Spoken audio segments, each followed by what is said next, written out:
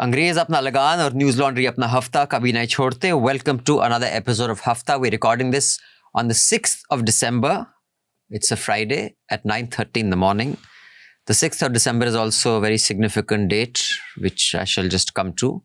But before that, I would like to inform all our viewers, listeners, and those interested that Delhi is in the 160 range of AQI, which is as good as the freshest, crispy, Kashmir air that you can get. So congratulations to everyone in the north. So let me introduce the panel now. It happened even before we began our campaign. Yeah, but that doesn't stop us. Our campaign will remain through the year because we cannot just tolerate moderately unhealthy air as our default setting.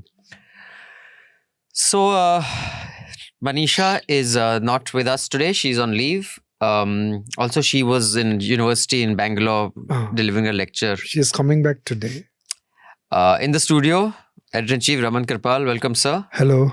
And we have a fantastic panel for you today. Joining us online from her home city of Chennai is our doer of long-form things, Jayashree Arunachalam. Welcome, Jayashree. Hello, hello. Joining us from Ahmedabad is Sarthak Bagchi. Hi, Sarthak. Hello, hi. Sarthak is assistant professor at the School of Arts and Science. He teaches courses on democracy, Indian political processes, and India's democratic transformation. He writes on politics in The Wire, Indian Express, Hindu Center, politics and public policy, and appears as a political commentator on several news channels. And here he is appearing on Newslaundry today. And joining us from Dubai is the person who now is looking more and more like Haji Mastan, Chetan Bhagat. Not Haji Mastan, the other, what is that Bollywood actors who are directors who are always in white? Abbas Mastan. Abbas Mastan. Yeah. Did you mean that? No, I just meant because you're in Dubai and you have a grey beard. I think that's just a stereotype that needs to go. Because in the 70s, every smuggler was sitting in Dubai sending us gold. So Chetan Bhagat is only sending us good wishes. I don't think I need to introduce... My ideas are like gold. And I generate them here. And what out of Chetan's next book, 10 Ways of Staying Humble. But you can I don't need to introduce Chetan. He's one of the best-selling authors. No, please introduce me. Okay, so let me read this out. Chetan Bhagat is best-selling Indian author. Don't read, no. Okay. Not that reading wala, yaar. Everybody reads that. It's just nonsense.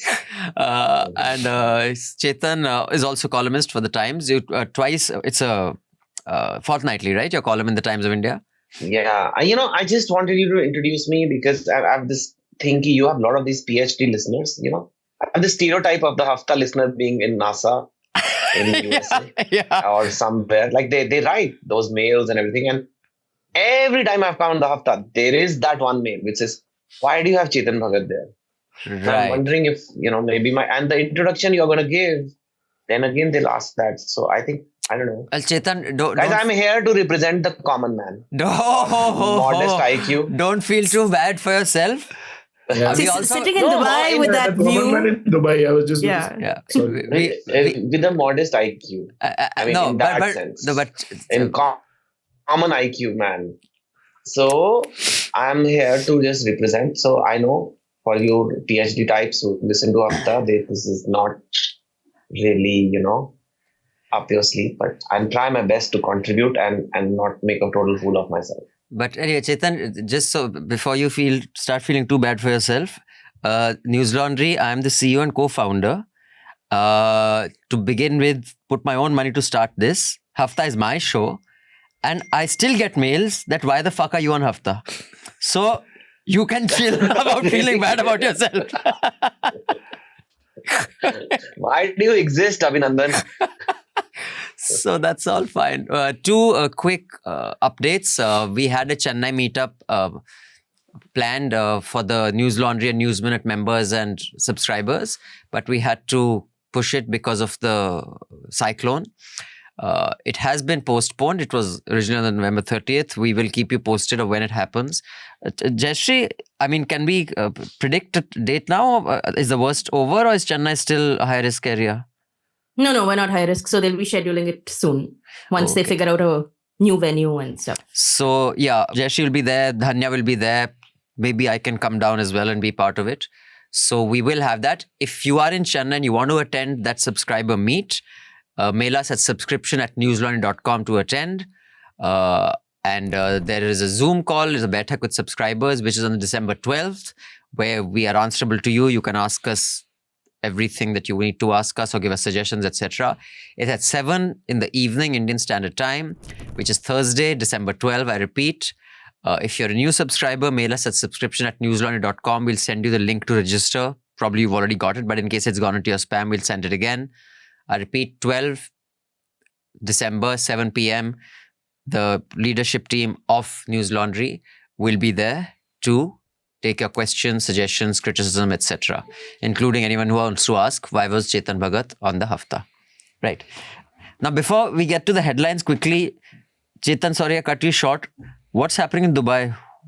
You used to live in Singapore earlier, right? Have you moved to Dubai? Yeah. No, I come here to write sometimes, just like to get away and write. The weather is nice. And I have a lot of friends there actually. So why not, So Singapore, I'm no longer there. There's nothing happening in Singapore now. So. Anyway, now it's safe, but if in the 80s or 90s, if you're a Bollywood star and you should have a lot of friends in Dubai, it would raise some eyebrows. Yeah. It's changed actually, the place. You must have seen all the Instagram reels. So beyond all the tourism and everything, I think there is a lot of business focus here, on trying to get people to set up startups there, offices here. So actually, I'm sure we all know people who are moving to Dubai, setting up some business there, trying to. So I think there's a lot of activity going on here. So I think a lot of my IIM network people, they happen to be here somehow, and they're not doing something. I don't think so. So they are actually trying to just work. So it's a place which has, I think, become very popular as an economic destination, likes of Hong Kong, Singapore, London, like that. Especially among Desis who love avoiding tax. So that's why the Indians love flocking to Dubai and spending 148 days there for a year or something. You still have to pay tax on your India income. So right. There's no avoidance. Yeah. Yeah, but for me, all the poor journalist friends I have in India tend to find jobs in Dubai just so they can earn well for a little bit. Yeah, there is a lot of... it's more diverse economy that people think. Yeah. That's what my point is. It is tourism. And of course, there is a lot of real estate and wealth management. But there is also a lot of other jobs now here. So sorry, before we go to the headlines, just want to give you my little input on Dubai. I've only been there once. I was there for 3 days. In which year? Maybe 2-3 years ago, 4 years ago. I don't know. It was, it was fine. I had a lot of friends there. But I will say all 3 of my friends who were there left within 8 months. They were bankers. One with Citibank, one with, I think, Societe Generale or something. And all of them had the same problem. And, they've lived in London. One of them is an investment banker. What they were really unhappy with is that they said the racism in Dubai is of next level.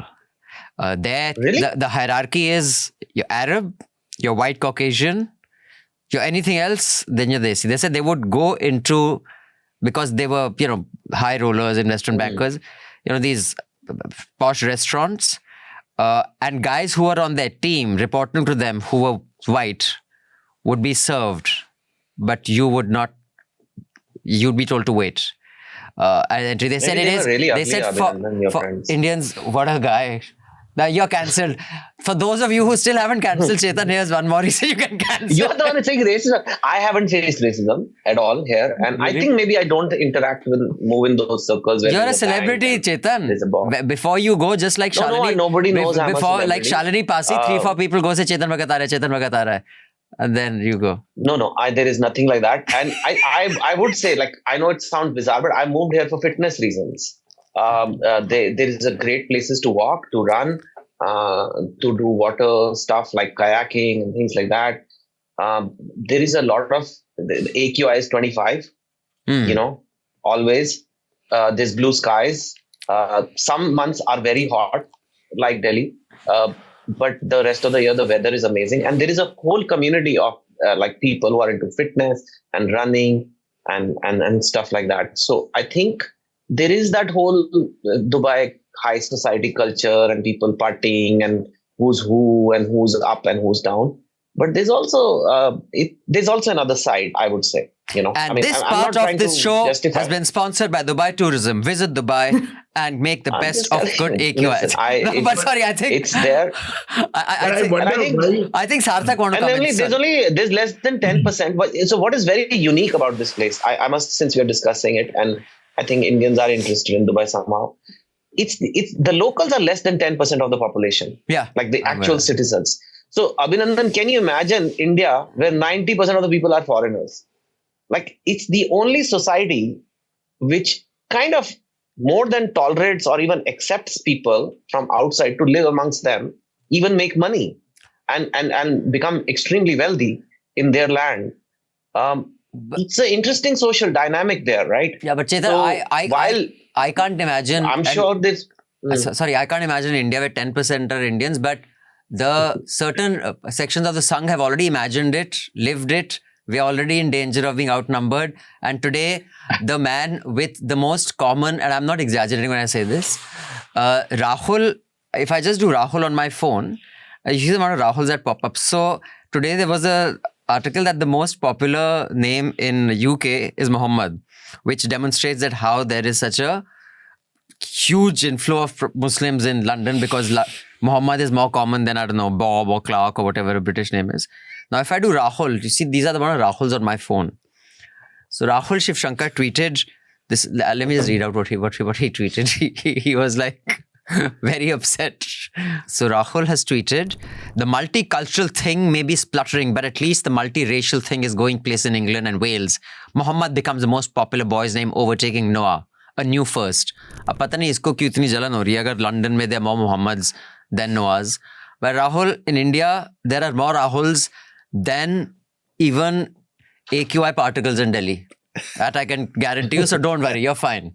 Sorry, I think Sarthak was trying to say something. No, I was wondering that why we never see that any state governments are actually trying to emulate Dubai. Like, we have campaigns like, Kolkata will be London or Mumbai will be Shanghai or some other city. But why is there no kind of, yearning in the politicians to convert our cities into Dubai? I mean, is it... We at least have one. I agree with you. And there is an attempt on that gift city, but we can discuss gift city. I've been there and it's a bizarre kind of experience. I live in Ahmedabad, close to the gift city. So. Yeah, so it's not at all close to what... So if you create a Dubai in India, including different laws, like different tax laws, different thing, you could easily keep add billions to the economy, just as Hong Kong is there for China.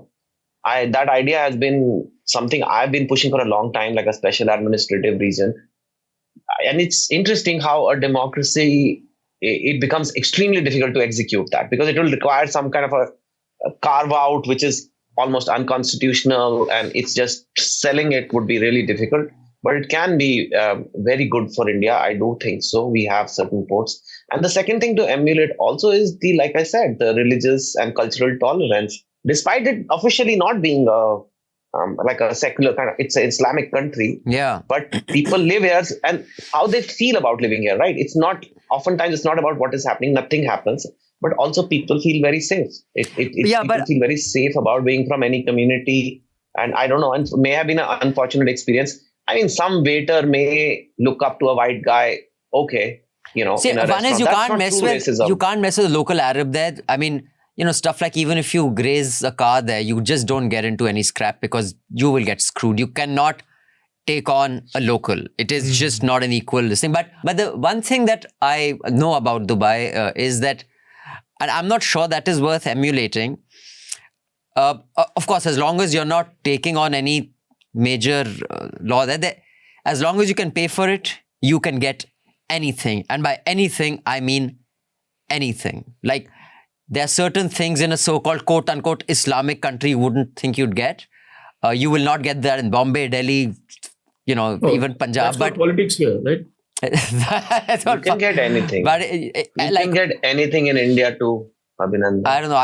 Then next time you're here, we must hang out. I'd like to see what. I'm not. It doesn't mean I'm getting it. I don't know. I'm sure in India you can get anything. But so Jayashree, let's get the headlines. Then I have two very interesting discussions that I want our panelists to weigh in on before we get to Manipur. Yes, so here are the headlines of the week. Nearly 2 weeks after the Mahayuti alliance pulled off resounding victory in the Maharashtra assembly polls, Devendra Fadnavis took oath as chief minister. This is the third time that he's being sworn in. Eknath Shinde and Ajit Pawar were sworn in as the deputy CMs at a glitzy ceremony. Yeah. The Ministry of Home Affairs has extended the deadline for a 3-member judicial inquiry commission that's probing the ongoing violence in Manipur. It has to submit its report by May 2025. The recent unrest in Manipur has escalated since November 7th. At least 20 died within a week. Right. Shiromani Akali Dal leader Sukhbir Singh Badal survived an assassination attempt on Wednesday. He was shot at the Golden Temple where he was performing guard duty. So he'd been directed to serve as a volunteer at the Golden Temple after the Akal Takht pronounced a tanka, or religious punishment. This is for mistakes committed by his party and the government in Punjab between 2007 and 2017. Right. In Sambal in UP, the district magistrate has said posters of those allegedly involved in violence would be put up on public walls. Now, this violence broke out after a court-ordered survey of a mosque. I think over 400 people have been accused and identified. 32 have been arrested. And of course, again, some court will say this is illegal and you can't do that, but it'll be too late. Nothing goes by the rule of law here. Congress leaders Rahul Gandhi and Priyanka Gandhi Vadra were stopped at Delhi's Ghazipur border when they were attempting to visit Sambal. Then a political controversy erupted when a BJP MP, Sudhanshu Trivedi, attempted to link billionaire George Soros with Rahul Gandhi. Another called him a traitor, which has triggered protests from the Congress. He also alleged there was a concerted effort by foreign hands to derail the Viksit Bharat agenda. And I think right now, Why even not? as we speak in Parliament, they are raising the OCCRP issue, and I'll discuss that a little bit with this panel. In Andhra Pradesh, the CID has registered an FIR against YSRCP leaders and 2 companies for allegedly acquiring stakes in Kakinada Seaports Limited and Kakinada SEZ. The CID says this was done through cheating, criminal intimidation, and conspiracy. Well, let's see where this gets us. Meanwhile, Assam has banned the consumption of beef in public places. This includes restaurants and at events. Yeah.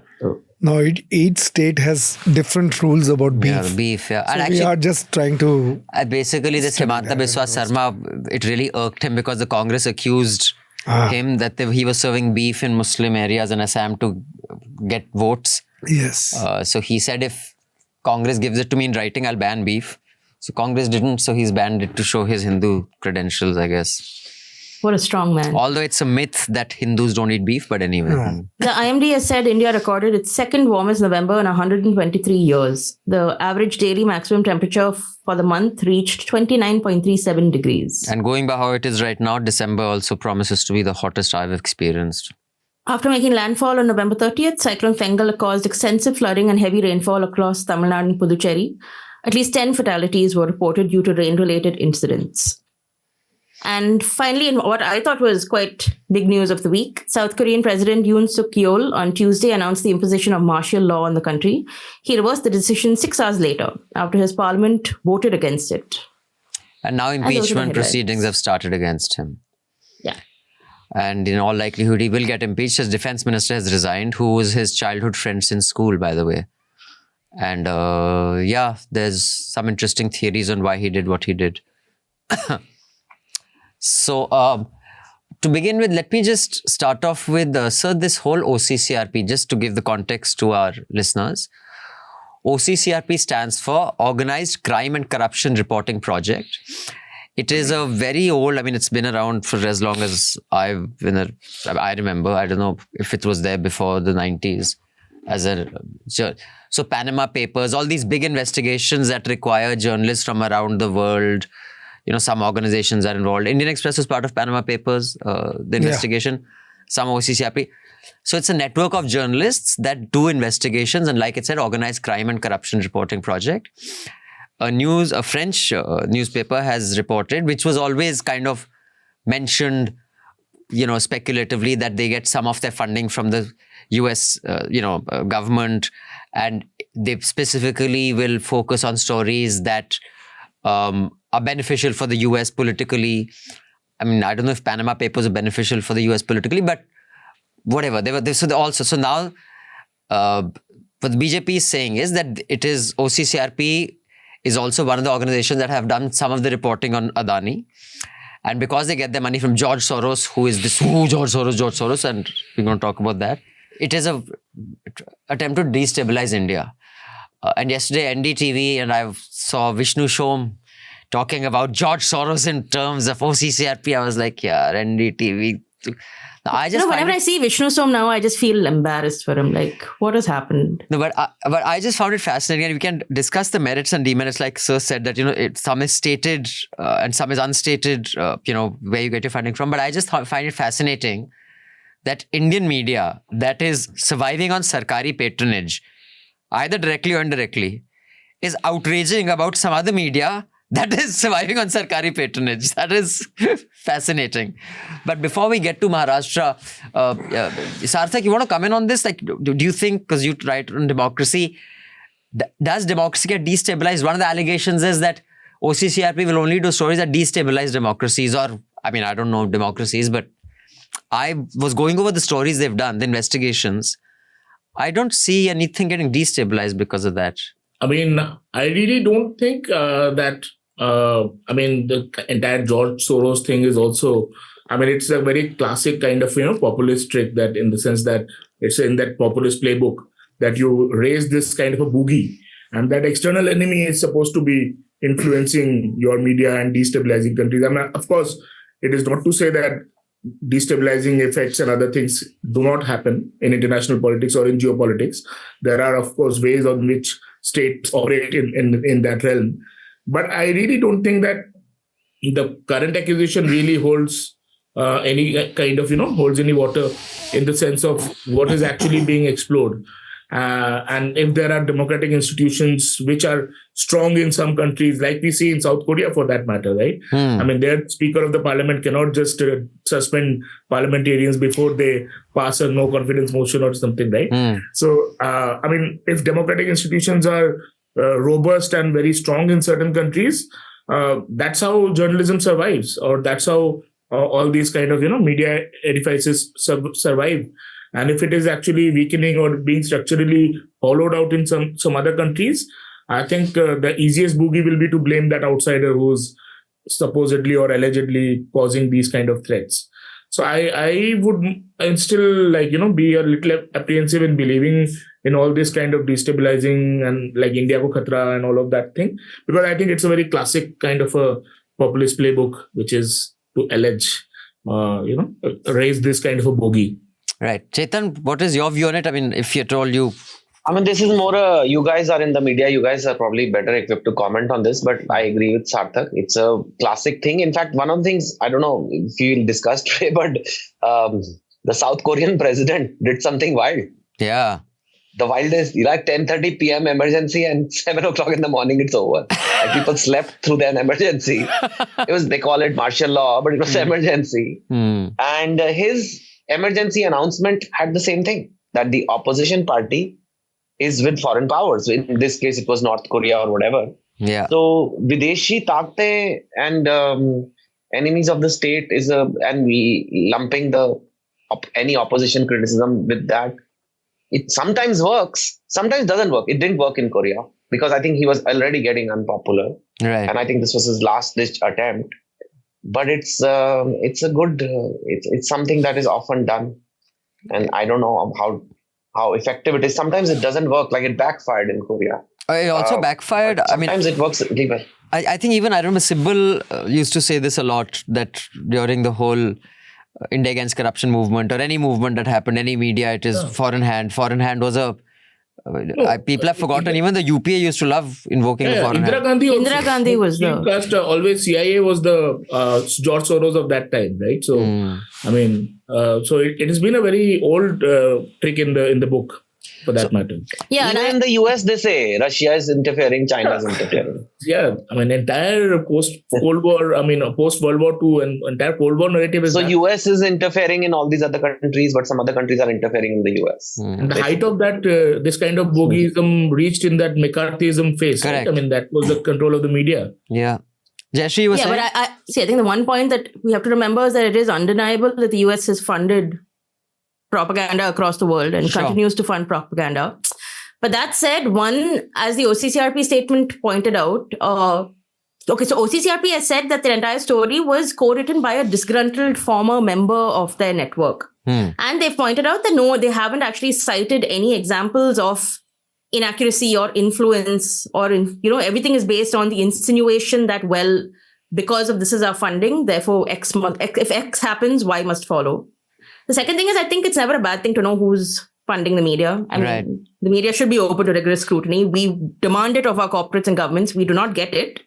But to expose who is funding the media is always a great thing. Yeah. But finally, also, there is nothing to support this theory. It is slightly wild that the US, which currently has very good relations with India in terms of investments, mutual interest trade, is at some rhetorical level trying to influence the course of journalism. It doesn't really add up. And this Soros theory, like both of you have said, it's just been a talking point for so long that it's quite exhausting.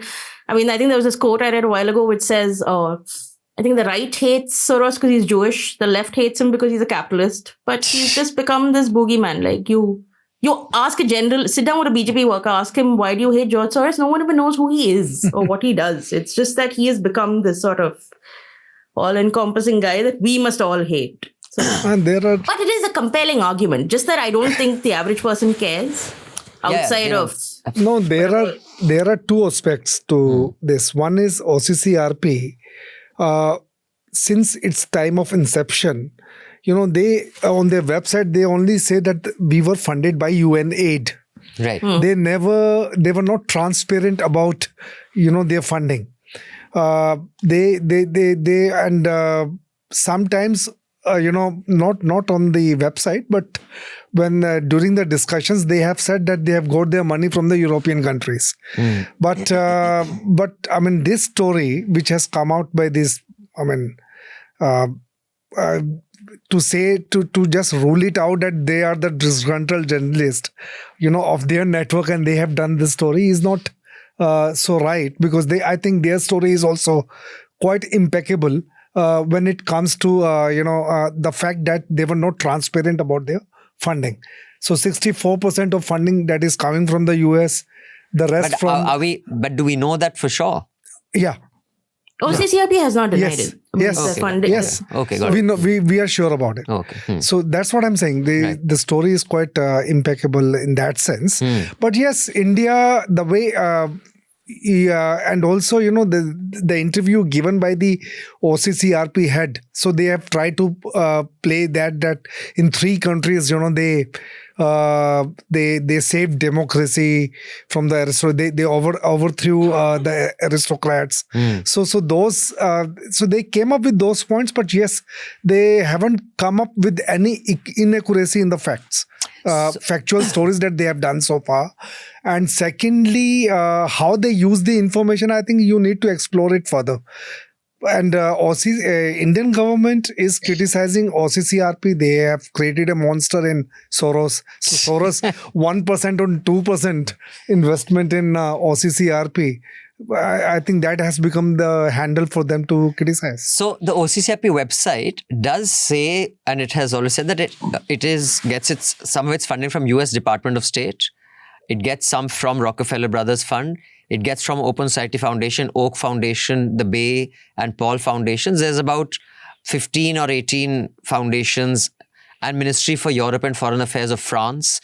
So they get it from various foundations, governments, and individual contributions as well. So it is, so that is there and it is on their website. So now the thing is that, one can, of course, and I completely agree, one should know where the media is funded from, because that kind of transparency is important when it comes to media.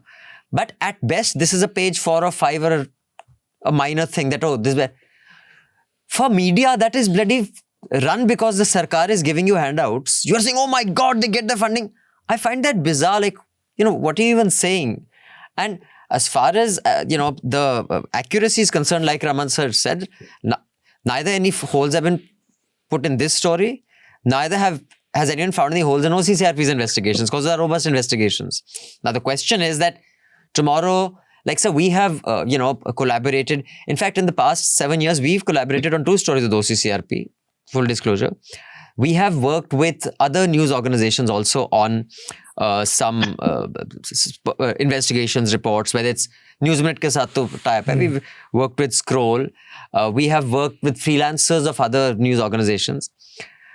If tomorrow you were convinced of the integrity and the professionalism of a journalist, and he or she happened to be working for Doordarshan, but was freelancing with you on a story in an area where you couldn't get a journalist, would you not work with that person because they work with Doordarshan? No, you will. You will. I mean, so long as facts are right. Yeah, exactly. So yes. I don't get this whole outrage, and probably Chetan would know for our audience, who may or may not know, the Treasury Secretary Scott Bessent, Trump's pick. He was part of George Soros' team, and George Soros' first, entire brush with fame was in 1992, where his fund shorted the British pound. It was like a historic thing. That he shorted the He British... broke the Bank of England. Yeah. So that was like the big story. That's what George Soros Fund did. He bet against the British pound, and when it collapsed, oh my God, it collapsed. And his fund made about $1 billion or more in the early 90s. So that is, where his initial fame came from. I think people cast, doubt on OCCRP because unlike BBC or CNN, they don't have... No, CNN is not government funded. BBC is government funded. Al Jazeera is government funded. What I'm Deutsche saying, Welle. The BBC has got its own platform on station. OCCRP is, consisting of 200 journalists working overseas. But all the stories are on the OCCRP website also. Like they have a website. Yeah. Right? So all the stories that they publish, you can publish it on others, but they publish it on their website. They are digital. It's a digital platform. So maybe that's Anyway. why that. No, but also, I mean, there is disclosure. They do far more than most media houses do, which is they publish their audit reports every year and they file their taxes and they put up all the paperwork of it on the website.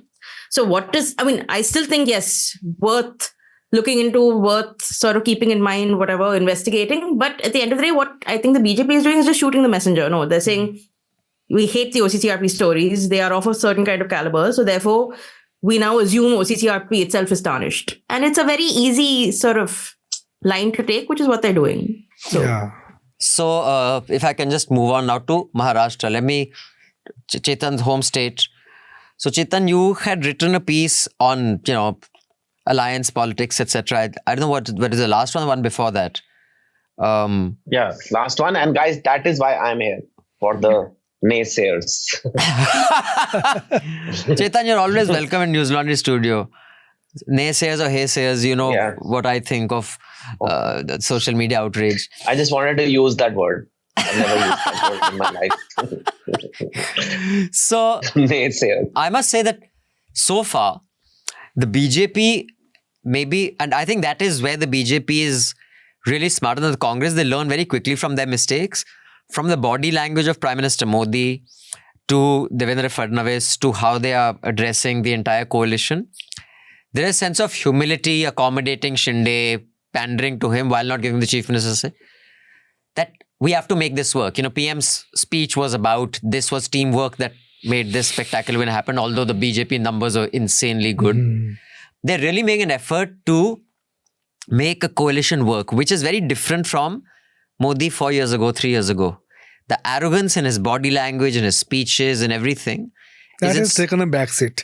So I think, just like I think American politics, they learn very quickly. They can go from a Bush to a Obama to a Trump, very quickly they can adjust. Yes.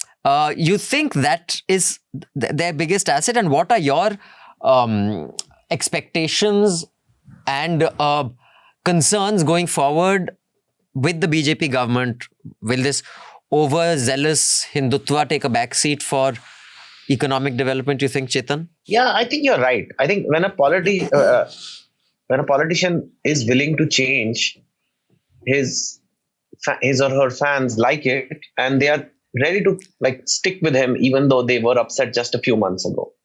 I think firstly, I mean, the BJP did pretty well in Lok Sabha, but below expectations. Let's just at least admit that. And I think if there was any anger or any fear of like too much authoritarianism or something, that has been expressed now. I think, but a lot of people, I'm not talking for everyone. So that core BJP support base, which is almost 40% of the country, maybe, they do see BJP, NDA, Modi as their party. I mean, they see it like that. It doesn't mean that like it's like your parents, you know, you can be upset with them, you can be mad with them, but they are your parents. And that trust remains, even though that particular day or that particular month, you are having a bad phase with them. So I think there is still a lot of trust which exists. I think also because the whole issue of the Maharashtra results is the contradiction. Like, why was the June result different? Why were the assembly results so different? The second is, I think in June, the whole Uddhav Sena having his party snatched away from him was more recent. So I think people gave their sympathy to Uddhav, but sympathy is a fleeting emotion. It's an emotion. Same like anger. These are all can be very strong in the moment, but over time it just dissipates. So if there was any anger against the BJP, it's gone. And if there was any sympathy for Uddhav, which he earned in June for this unfair breakup, Supreme Court, whatever, that sympathy is also gone. You know, sympathy works once in an election. It's not for life. I mean, ask Congress in 1984. They won 400 seats. They didn't. I mean, Indira Gandhi is still assassinated. Why don't people keep voting for Congress now? And then people realize that the whole Shiv Sena, the alliance, is ideologically, like, it's just completely bizarre, right? I mean, it never made sense anyway. Like, think about this, Abhinandan. I've been a Shiv Sainik all my life. Okay, I like Shiv Sena. Okay, I'm a bit confused. Go with Shinde or Uddhav, but you know, these are both Shiv Senas. I'm confused. Now, in the alliance, the way it works is you could have a place that, okay, I like Uddhav, but I don't have Uddhav Shiv Sena candidate in my constituency. I have a Congress candidate and I have a Shiv Sena Sindhe candidate. So now I'm a Shiv Sainik, but I'm supposed to vote Congress and not the Shiv Sena Sindhe guy because I'm with the, you know, this other alliance of MVA. That's really difficult. If you've been a Shiv Sainik all your life, I'm not supposed to vote for the Shiv Sena. I'm supposed to vote for Congress. It's not even choosing between two Senas. So I think that alliance falls apart right there. The only way BJP is defeated is when the anti-BJP vote comes together. It's a sizable vote. It's still, even at the peak Modi popularity, even in the, like, or in this Lok Sabha, there was some, 37% for NDA. I don't remember the exact number, in the late 30s. So there is a lot of India which doesn't vote for NDA. But only if that vote can be consolidated. And this time the alliance, the MVA alliance, was so bizarre in ideology and everything, and that sympathy factor had vanished, that people just couldn't see sense in it. Right. And then you had this slogan. Then you had two things which the government did. One was the slogan, "Ek hai to safe hai." Sometimes, you know, slogans just click, and it just clicked because you cannot. You can say "Batenge to katenge." It feels a bit like, you know, divisive, has a little tinge of violence in it or whatever, aggressive. But who can deny me that I want to feel safe? You can't deny me that. I just want to be safe. Leave the ache as nebulous, whatever interpretation of that ache is. And that slogan worked. And that the direct transfers to women, 2,000 rupees a month, which is a lot of money. If you just estimate, this is going to be scaled all over the country now. And if you see the kind of money that this is going to cost, it's going to be a huge chunk of the government's budget, just this one scheme. But hey, it worked for now in the election. And they just won big. So these were corrective measures. Yeah, you can say they were corrective measures. You can say it was a sequence of events. Sometimes the stars just get aligned. The slogan works, the scheme works, the alliance works. And yes, a little bit of humility has come in the BJP. I think there is not that whole talk of building a huge, larger than life image is not there, because I think the party feels that is not what the voters need right now. They want me as my leader. They want Modi as the leader, but they want him to be accommodative a little bit. So two things before I come to Sarthak. One is, on your bit that, in the Lok Sabha, a significant chunk of India, the majority of India, didn't vote for NDA, and even a larger didn't vote for Modi. You said the BJP base maybe about 40% of India. I would say it would be about 10% of India. The base, who will accept anything Modi says. Depends and then how you define this. Yeah. The, Ek Hai To Safe Hai, I think, is a campaign that works when first you have to convince someone that you're unsafe. I don't feel unsafe in Delhi so for me that means nothing, because I'm not convinced that there is the only lack of safety I fear is from the government. I have no fear from the Aam Aadmi or the Musalman or the criminal here, like in Delhi, Delhi se hu, beep beep. So my only fear is the government. There is no other fear. You're badass, Abhinandan. So fuck that, Ek Hai To Safe Hai. But for that, first you have to make people feel unsafe. And then say Ek Hai To Safe Hai. Because if you're not feeling unsafe, why the fuck would you want to feel safe? It's not a thing. And finally, and this depending on who you believe, I don't know if Kumi wrote about this, but people who I have spoken to, and because we do speak to people across the political spectrum, the Maharashtra election was actually, to many it seems, it shows Modi's strength. But if many of you saw, Modi was not the centerpiece of the campaign. After the apparent rumored friction between the RSS and Modi, UP's Lok Sabha election and Maharashtra election was their way of saying, if we don't work for you, this is what you're going to get.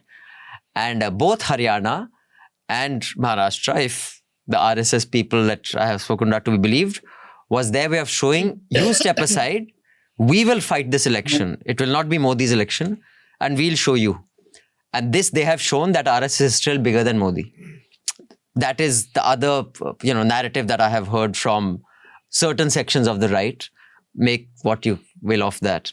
But Sarthak, what do you make of it? I agree with some parts what Chetan said, that of course the BJP has been able to make course corrections, and the projections and everything is there in that part.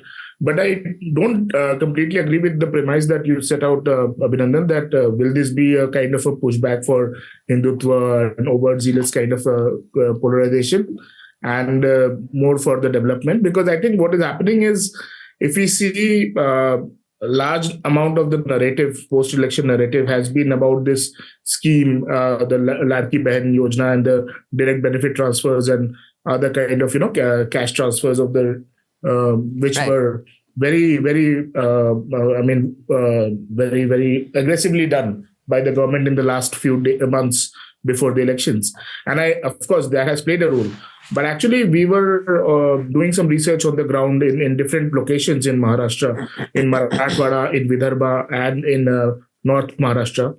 And we found that actually there has been a very kind of an important change in the way in which BJP has campaigned, and that has brought in some kind of a more substantive changes to how politics is done in Maharashtra. So one thing is that since 2014, all the parties were the party fragmentation has happened a lot, that all the parties were more or less independently contesting, in the sense that Maharashtra was moving towards an ideology agnosticism and going more into this idea of the leader-centric politics and not the party-centric politics. So what has happened with the BJP's impressive win, and they have got like 52% vote share, which is the highest by any party in the last 4 decades, let's say, right? So this is really emphatic. And now when this kind of a wave happens, it brings in some kind of a change in the long-term political establishment also, and the long-term politics of the state also. So I'll just list out some of these changes. One is that BJP has brought back the importance of ideology in Maharashtra politics. And fortunately or unfortunately, the way you want to look at it, that ideology is the politics of Hindutva, right? So in Yashwantrao Chavan's case, when he was like seen as the maker of modern Maharashtra, and that basically he set the stage for Congress dominance. And Yashwantrao Chavan talked about this politics of the Bahujan Samaj politics, right? Before Bahujan politics emerged in UP, it was there actually in Maharashtra. And that Bahujan identity was this kind of a broad caste coalition. What year was this, Sarthak? Sorry, this is in the 60s. Okay. This is in the 60s, and this actually paved the way of Congress domination in the 70s and the 80s. And it was basically on this broadcast coalition of the Dalits, the Adivasis, the Marathas, right, and the Muslims.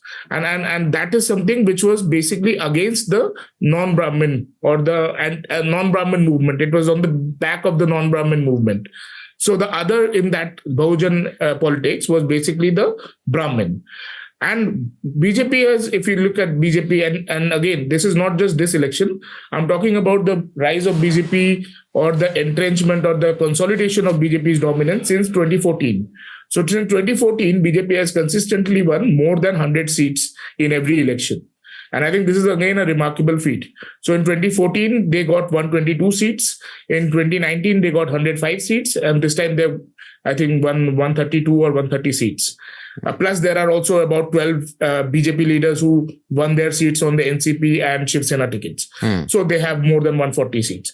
So this is again a very important understanding that BJP has also, because if they are winning this kind of seats and if they are getting 52% votes, they cannot just depend on only the particular OBC community, but they are actually going to the Hindu Dalits, they are going to the Marathas also, they are going to the OBCs also, they are going to the tribals also, right? So they are again, and also the upper caste, because that is the vote they already had. They already had. So the BJP is also actually using that kind of same model of a Bahujan Samaj politics, but in their Bahujan Samaj, the other is about the 11 to 13% of the population, which is the Muslim.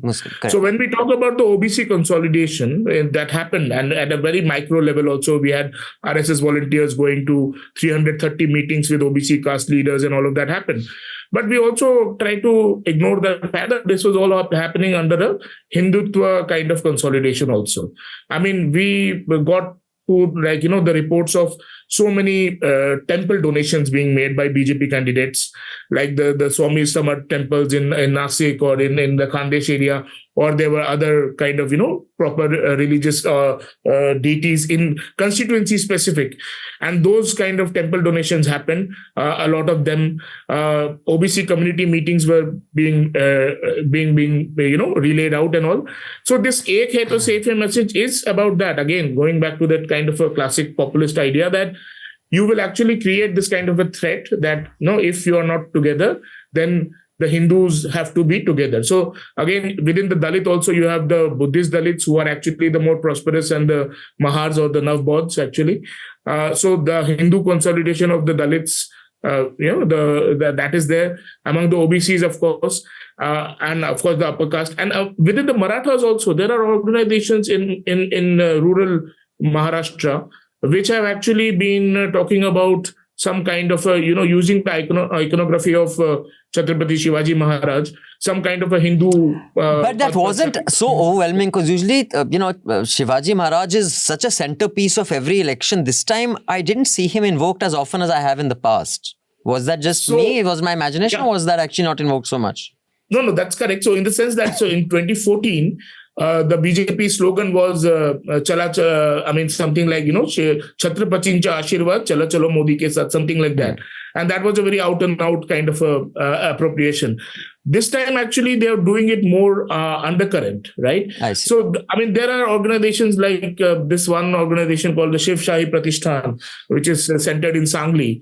And they have these kind of, they use they basically, a lot of Maratha youth, actually, the one who are unemployed, the one who are unskilled, the one who are actually facing the crisis of, lack of development in Marathwada and in some parts of the Western Maharashtra also. These are the people who are joining these kind of organizations, and they are actually, the kind of, they are also working as campaigners for this kind of, overt Hindutva drive. Right. And of course, kind of state patronage, which is also given to these kind of institutions or these kind of community-specific development boards which happen. So it's a mix of how to use state resources to cultivate these kind of different activities. But the consolidation is there somewhere around this idea of the Hindutva ideology. And again, this is bringing back ideology into the foreground of Maharashtra politics.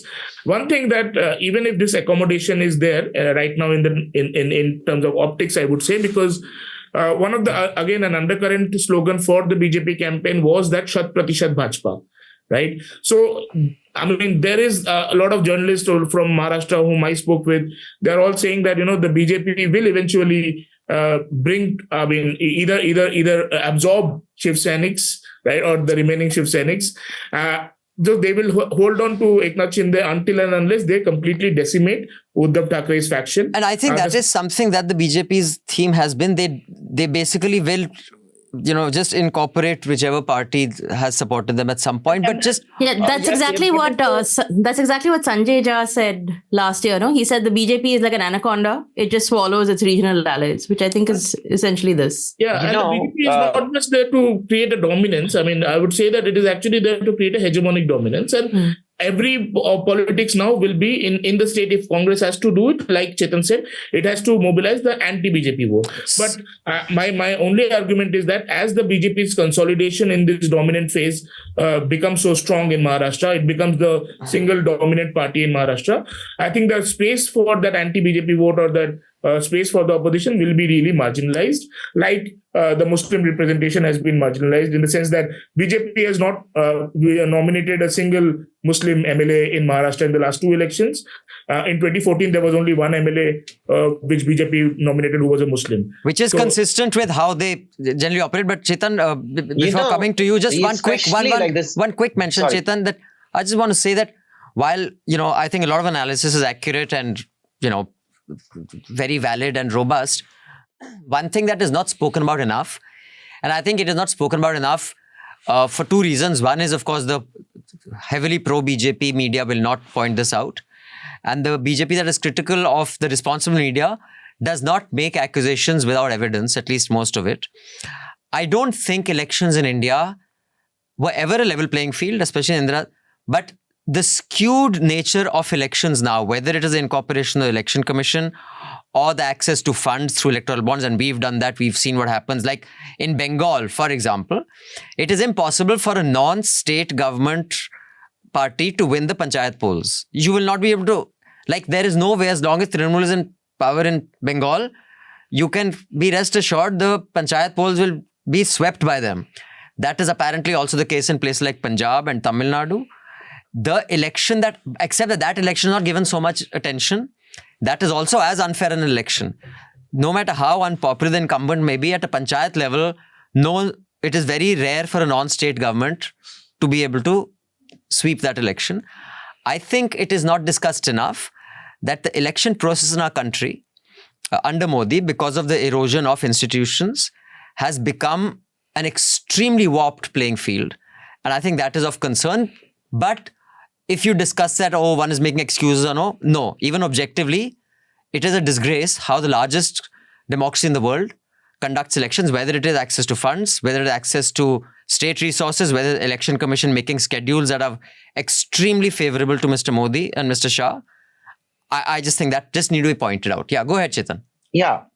Okay. I mean, it isn't a level playing field, but I think for Maharashtra especially, even in 2019, Shiv Sena is redundant now. Which one? As a full entity or when one of the factions? Both, all of them. Okay. All of them. In 2019 itself, when there was just one Shiv Sena, BJP was coming to power, and that's when Uddhav Thackeray rebelled. Mm-hmm. And I know this from sources also. But I mean, I don't have sources, but I have some people who told me this. But Dubai में लोगों के लोग होते हैं. Dubai have people. Dubai तो यार मैं अभी जा रहा हूँ, अभी आज ही I have a flight back. I mean, it's not Dubai. In Bombay itself, in Mumbai itself. The point was that what was Shiv Sena? It was the original Hindutva party in India. What did the BJP do? It almost copied the Shiv Sena. It scaled it all over India. And it did it very successfully. It took the Ram Mandir issue. I mean, everything it's Shiv Sena. Now you had a bigger, better leader in Modi who would not only uplift your state, the entire country. He's global leader and he's Hindutva. He's like Shiv Sena. So slowly BJP had made so many inroads in Maharashtra. The Marathi identity itself, it is not like Bengali. Like, it's not like TMC's hold on Bengal. That alone that Marathi Manus thing was not that strong a thing.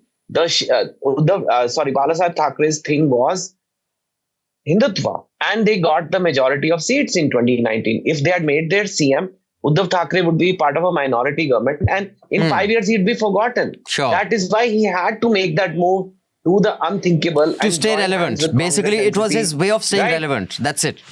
Relevant. And that he kicked the can down the road 5 years later. And what did happen? Instead of 4, there were 6 parties. Now there are too many useless parties. Not useless, but they're not needed. And now what will happen to... why do you think the CM drama happened? Even after the clear victory, why do you think it took 10 days to make the BJP CM? Because I think the ex-CM Shinde realizes that if he's marginalized now, what's going to happen to him in 5 years? So and this time the numbers are not in the way that he could do a MVA, the same game. He cannot play the same game on BJP. The BJP is also smartened up. They know, and they have far more numbers, and they have Ajit Pawar also on their side. They've got the game sorted. It's very hard now to do that. So I think Shiv Sena has a huge existential crisis. All the Shiv Senas, both of them, they are not needed. If the BJP, they are the same voter. It's the same voter they're fighting for. And the BJP is bigger, stronger, and they will slowly have to make this party redundant. Whether you call it anaconda, whether you call it good politics, whether you call it a better version of Hindutva politics, in the sense, a more powerful party. Devendra Fadnavis has this good administrator image. And, why do you need... And there is a MNS also, and there are 2 other Shiv Senas also. Why? If you existentially think about it, they're not needed. BJP partnered with Shinde because they had to. And yes, there's that little bit of Maratha kick you get. But on both sides, it was there. That's not the thing. The BJP, if they want to make it a BJP versus one other party state, maybe Congress, it could be NCP. I don't know who it will be. But yeah, that's just the way it is. This is the price of 2019 is being paid now. Uddhav would have been irrelevant then, now he's irrelevant now. Okay. Jayashree, I think you want to say something? No, I think just a couple of things to add, which is that I think there was an op-ed in the Times of India today, which I think said a lot of what Sarthak was covering. I think it was by Suryakant Wagmer, where he said, he was talking about it in the context of the come down of Sharad Pawar, right? He said how the NCP had built itself essentially as a caste party. But I think over time, the conclusion is that caste politics themselves are not enough to tackle Hindutva. And the example that he gave was also of the Congress losing in Haryana because it banked on the Jat vote. So I think that's something that it's quite interesting. Also, just the sort of trajectory of politics in Maharashtra, which I think is curious, which is that, it started off in Bombay state, 50s, whatever, as the Congress being the single party that is dominating. Then it sort of devolved into regional parties representing regional interests, especially in the 90s. But now again, those regional parties seem to be absorbed under the BJP's fold, which has now become the single largest party. So, yeah, I do think the anaconda thing is quite apt. So, yeah, Sarthak, go ahead. Then we'll come to Raman, sir. Yeah, just one point I wanted to make that, in the post-election analysis, I also read one thing that BJP's emergence or BJP's upsurge is sometimes also talked about as a fresh politics or change from the Congress system. But actually in Maharashtra, the BJP has actually used the entire Congress playbook to increase its expansion. So they're good learners, basically. They're good learners. In fact, one of the things that Chetan was saying, absorbing Shiv Sena, but it's not just absorbing Shiv Sena as a party, but also the dynasty politicians. So, one thing which I read somewhere that, the end of dynasties because some of the Congress stalwarts, they lost their seats. But actually, most of the Congress stalwarts have already shifted, who have the interest in cooperative institutions and education institutions like in Nanded and in Ahmednagar and other places. Also, Western Maharashtra, they have already shifted to the BJP or to the allied partners. And the BJP has also incorporated, in this, at least to our analysis, in this election, the BJP actually gave tickets to 57 politicians who came from the dynasty backgrounds. Right. And out of them, 42 won. So one thing which is again a constant is that the primacy or the prevalence of politicians who come from dynasties, they're also known as, the local elites or the political elites and like kshatraps. You will have the regional and local Kshatraps, and that constituted the backbone of the Congress dominance, and that is still a very important part. I would not say the backbone, but a very important part of the BJP dominant phase in Maharashtra also. Right. So, Raman, so you can come and then we'll move on to Manipur after taking closing comments from Chetan. But on this? No, I'll be brief on this because the most is said and very valid points. I think the two things. One is the BJP's, success in Maharashtra is quite steady and consistent. If you see, I mean, when BJP started its own politics, it started with Shiv Sena. It had about 23 seats initially. Now it has come up with 132 seats. Over 80% of the seats that they contested, they won this time. So I think the BJP is and the politics of Hindutva has created some resonance in Maharashtra. So that is also true. But I think besides that, the second aspect is I think Shinde, his rise is also equally important. Yeah, to he say was, that he was considered a pushover. To say that he will be subsumed, I think will be a little premature because this guy is a ground politician. I don't know. Maybe he has reinvented Shiv Sena, under his leadership. So maybe he will come up with something else. Some other Maratha Manus or whatever to counter, whatever the BJP's Hindi thing. But yeah, I do think, I remember when the split had happened, whatever, 3-4 years ago, whenever it happened, and we were discussing on Hafta, we had a journalist from Maharashtra and everybody had written off Shinde that he cannot take on the Thakare might. Yes. And he has proved everybody wrong. Yes. So yeah, maybe we are underestimating him. Yes. But before we say thank you to Chetan, I wanted to get his views on this. But additionally, just one more point, because you stride that quite comfortably and unself-consciously you write about business since you were an investment banker. And clearly you're very good at making money and marketing, Chetan. And you've often told me that I'm shit at it. And hopefully I'll learn from you one day. He says you have such a great product and you have such shit marketing.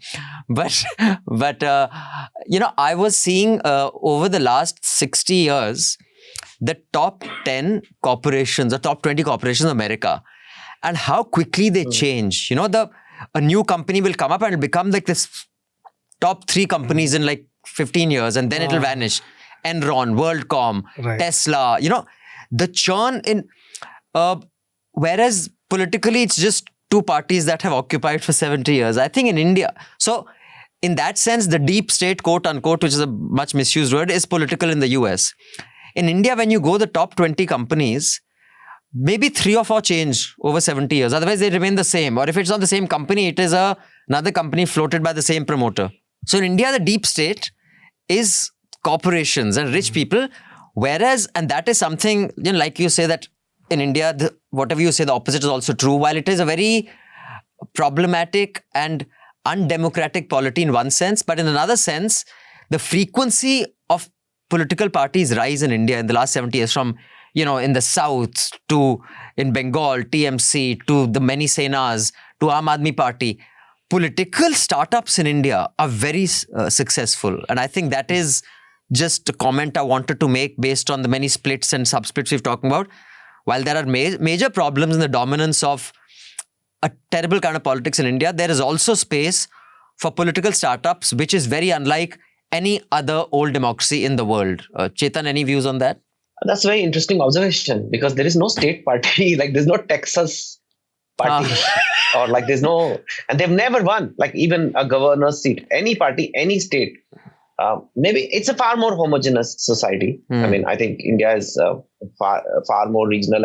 Regional identity is a thing. People don't marry between states here. Right. I don't think you have like in the US, like, hey, you cannot marry someone from Kentucky because we live in Ohio. Except in the book, 2 states and in the Sekhri household where a Tamilian married a Punjabi and in 2 states. Yeah, so I'm saying we do it here rarely. It becomes a movie if you do that here.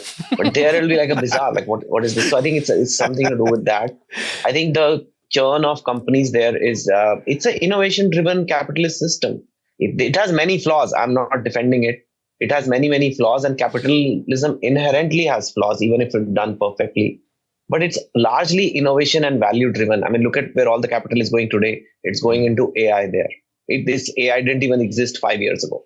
And billions, maybe trillion has gone there already. It may even go to waste, but the money will chase the latest thing over there. Our industrialists, we did have a software industry. We did have a few new industries, like we said, but largely it's driven by the same houses and just rent-seeking kind of behavior. Somebody who's already powerful uses that power to get more power. And it's really hard for people to do that. And I think that's on the second thing. On the overall Maharashtra or overall India thing, see, ultimately, yes, the BJP is more powerful, but if the sentiment changes, we saw the India Alliance reached 230 seats. If Odisha wasn't there, I mean, it would have a very different kind of election, which the BJP just gained seats for the first time there. I think I would just, on this whole politics of India, I often feel people don't understand the very, very first principles, which is, what do Indians want? What do Indians really want? A good super hit film. The first thing, I'll tell you. I'll tell you. Here's my theory. Of course, theory. They want their faith. They want their religion and a life driven largely by that. It's very important. It keeps them going.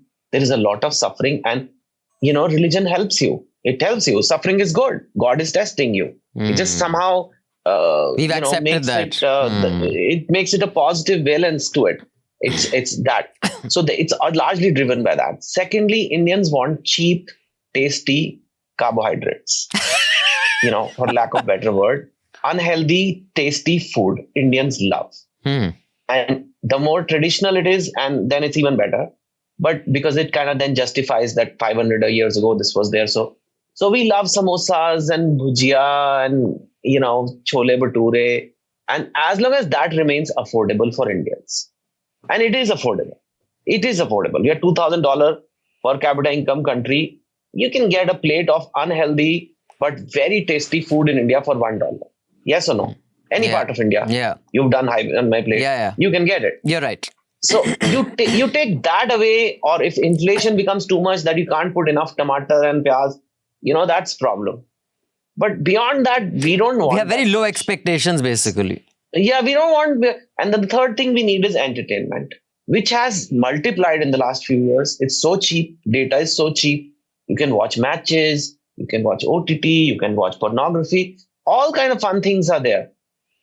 Beyond that are all second order needs for Indians. We don't want, it's okay. The hospital is not great. We have to wait 5 hours. Bhagwan परीक्षा दे रहे हैं. आज मेरा दिन बहुत अच्छा था. आज डॉक्टर साहब जल्दी मिल गए. It's a great day. It's the brain wiring is different. It becomes a huge thing when we. So that's how the average Indian is. We want Holi, Diwali, Shadiyan. All this is what we want. Again, linked to religion in some way. All these ceremonies have some religious component to it. Beyond this, an Indian doesn't aspire for very high things, designer stuff. Very few people do. And neither do they desire for higher order values like justice and fairness. Nahi chahiye. Yeah, because they don't practice it at any level. Praja hai. This is the praja. And maybe they need to be better. And this is what they want. And if I'm a politician, if you're a politician, we should first of all be say कि समझे तो सही लोगों को क्या चाहिए. Don't mess with that. Don't mess with inflation, because then they can't afford their cheap food. Don't mess with their entertainment. Make sure there's lots and lots of cheap data, so they're watching. And don't mess with religion. Now, any opposition, whether it's Congress, whatever, has to take this into account, and if then work from there. And I'm not their strategist. They're not paying me, like you said. If they're not paying, why I don't do things? So, like making money. So they have to figure out. And I think they've been given enough chances by people of India to get their act together. You cannot just go on caste census, cut the Hindu. Caste census, another one. It's nice from a caste point of view. But tell me the tangible benefit a lower caste gets. Okay, there should be a caste census. चलो होगा. फिर पता लग जाएगा कितने दलित हैं India में exactly. Okay. फिर आप क्या करोगे उसका? Reservation और बढ़ा दोगे? या तो बोलो openly कि हम 50 की जगह 80% करेंगे. But then the upper caste are going to get damn upset. So the reservation benefits are also capped out. It's really like not much you can do to There is not a what policy will you do for prescription lower- which can put a tangible in front of them. Yeah, understood. बता तो दो कि क्या होगा भाई. What are we fighting for? Okay, we want to make a temple. We want to remove 370. Let's do a caste census and count. Okay, we want to count for what? And so it has some value that, okay, I'm representing the lower caste, but a little bit of value. So I think these are things which require a lot of first principles kind of analysis, which they have not done. People like a good leader. That is a very important thing all over the world. It's like enough data points for that. There are strong leaders. I think charismatic leaders make a big difference. But we have to move on to Manipur. Before you go, Chetan, can you give us a recommendation that would enrich the lives of our listeners? And don't recommend your books. They sell enough anyway. No. Okay, your books are selling. No, and anyway, I think not your audience. I don't know. Anyway, I have just finished reading this book. Let me just, it's a long name. Matthew Perry's autobiography, who was Chandler in Friends. And his book is called Friends, Lovers, and the Big Terrible Thing. And the Big Terrible Thing. And it's about fame and how it became the most famous TV show on the planet at that time. And also at the same time, he kept battling with drug and alcohol addiction all at the same time. It's amazing how open he is. But not just that, how self-aware he is, that I'm doing something really terrible to myself, but he still can't help it. Very interesting, easy, and he's a good writer. He's also written TV shows and all. So it's a very, fast, gripping kind of read. So maybe people can read that. Thanks so much, Chetan. I hope to see you if you pass through Delhi on a good AQI day. I cannot promise you... definitely. I can't promise you 20 AQI, but I can promise you a good game of football and a good breakfast. Football, no, but breakfast, yes. Okay, done. And we'll post a selfie so we can piss off those who are aligned to your way of thinking for being with me and those aligned to my way of thinking for being with you. Yeah, but we can go meet George Soros. That also, you can raise funds for your investment banking startups. I can raise money for news. He's 92 or something now, right? ठीक है, then we'll say फटाफट before this meeting is over and God says, चल George Soros, यमको यहाँ राजा check sign कर दो, ठीक है, done. Yeah. And since you said a lot of people don't know what George Soros did and why he's so infamous, what he did was he took a bet against like a British pound. He found that it had to depreciate. The government was artificially trying to keep it up. So he put a lot of bets against it. And it went to a point that the government there had to bend and depreciate the pound. And he made a lot of money in that. So he became notorious that he can actually destabilize rattle economies. Yeah, he can destabilize. But it was a purely financial trade. It was obvious that this trade was there. It's just someone had to mount a huge trade to force them to change. But that somehow made the whole image that he's out to destroy and disrupt all the powers in the world. So interesting how the finance guy is now running the show, 92 years old, but fine. All right. Thanks, Chetan. Have a good one, man. Thanks. Thank you. Bye, guys. Thanks. Bye-bye. Now, before we welcome our next guest, I just want to remind everybody to pay to keep news free. Here's the QR code. We do not take any ads, neither from George Soros, neither from other billionaires, Indian or American or British, neither from government ads. We depend on you. So please scan this QR code or click on the link in the show notes below because we need your subscriptions. Journalism should be public funded. And we would like our subscribers to keep us afloat.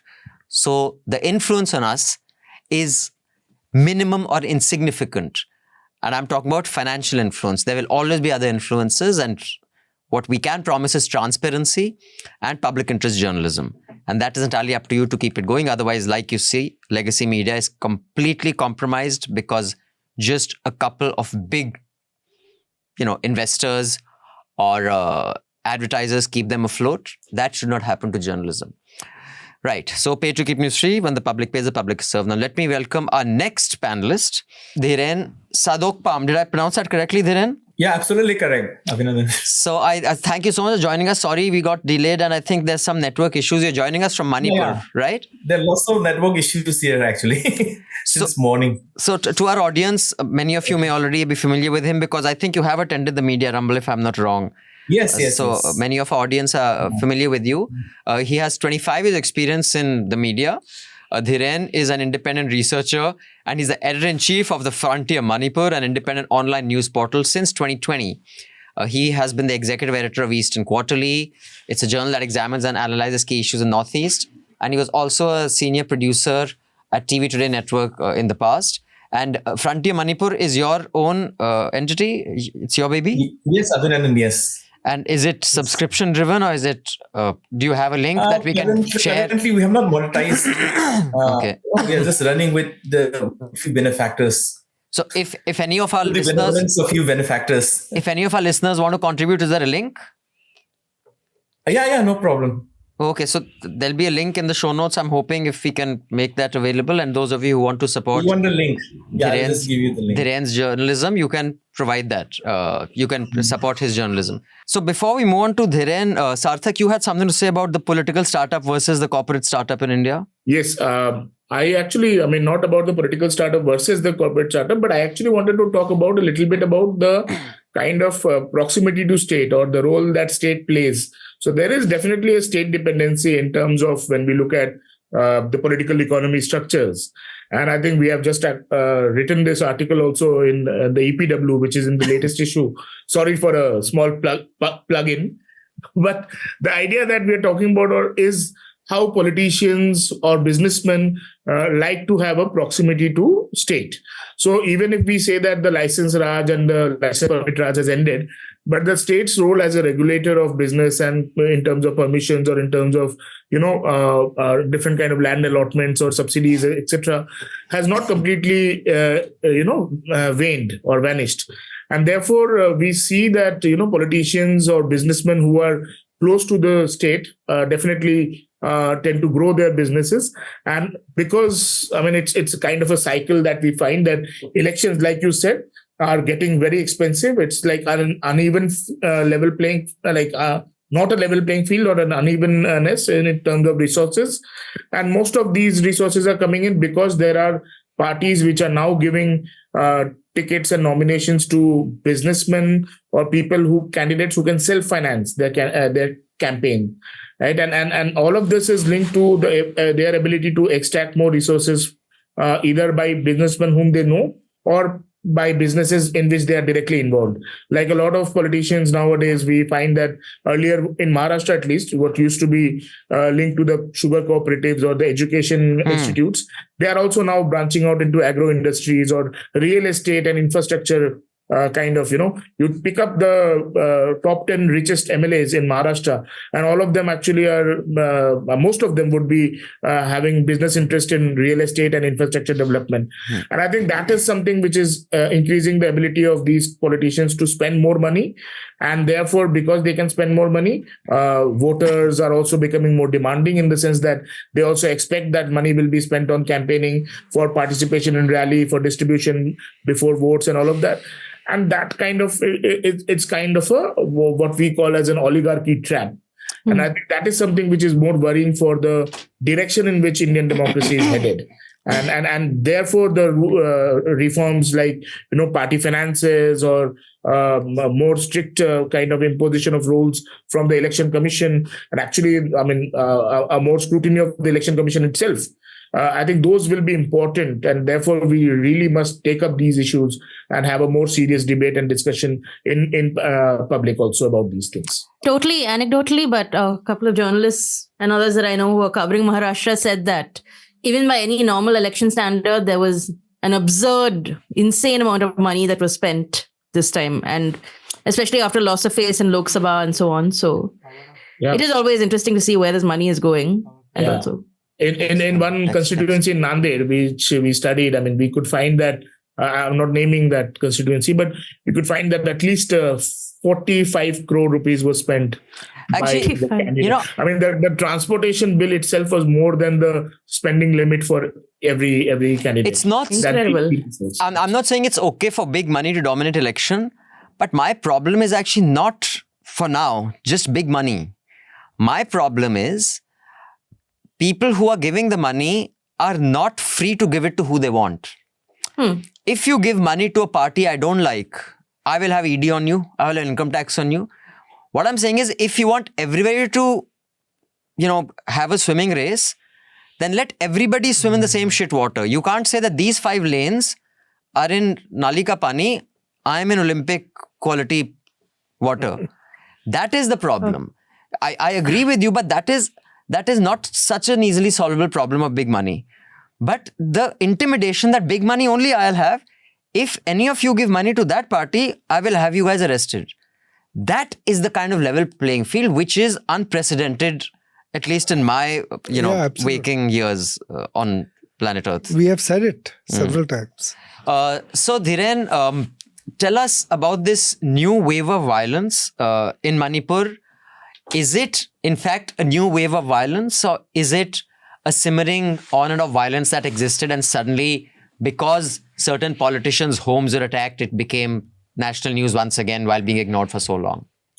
Abhinandan, I think it's simmering violence. It's a continuation of what began, in the recent years, what began on May 3rd, 2023. See, it's easy to pull out few facts and details and data out of, what is available in the national media, okay? The trouble is, we have been in the jungle of all this data and information, because, it's basically involving 2 ethnic groups, the Meiteis and the Kukis, okay, since the beginning of the thing, from May 3rd, 2023. But what is to be, like journalists like us, we need to find some kind of a template to understand what actually is going on, okay? Those of us who are here, we are perfectly, literally caught up in this kind of a very volatile situation. But as I see it, over the last, almost 2 years now, in the context of the violence that has been going on since May 2023, and at least 250 people had been killed and 60,000 have been completely displaced. I think most of us are aware of this.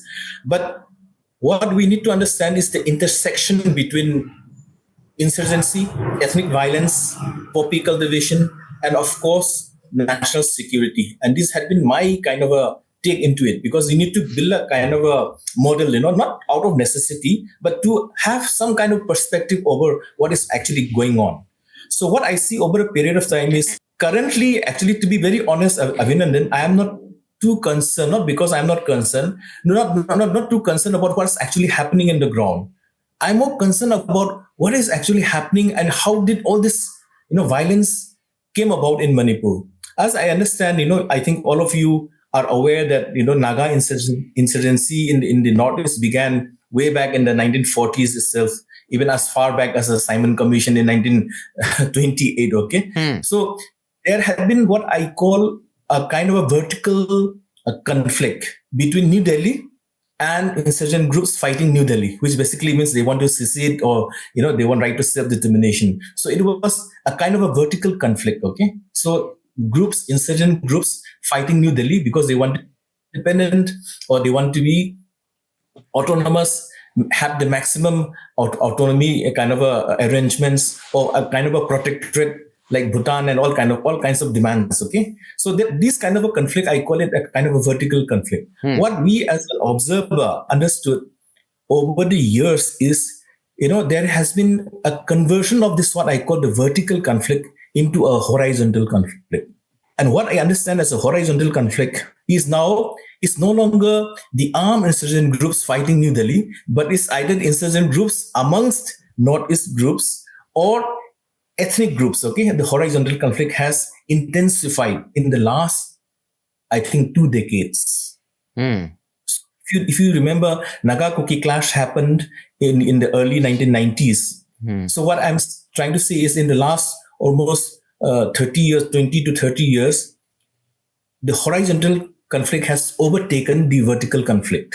But there's a kind of a linkage between this. Okay, what is happening is, despite some think tank might be thinking that the more intense the vertical conflict is, then we might have less of the so-called vertical conflict. So there will be less people fighting New Delhi, but fighting among ourselves. When I say ourselves, I'm part of a community here, so I call it among ourselves. Okay, so that would dismantle the history of Northeast people fighting New Delhi. Okay, but it is not so. It's going to be very, very bad in the coming years. is going to be even worse. But you wouldn't even, at least I'm trying to bring out a model of vertical conflict and horizontal conflict. But after a decade or so, people won't even understand all this. It'll just be one big chaotic.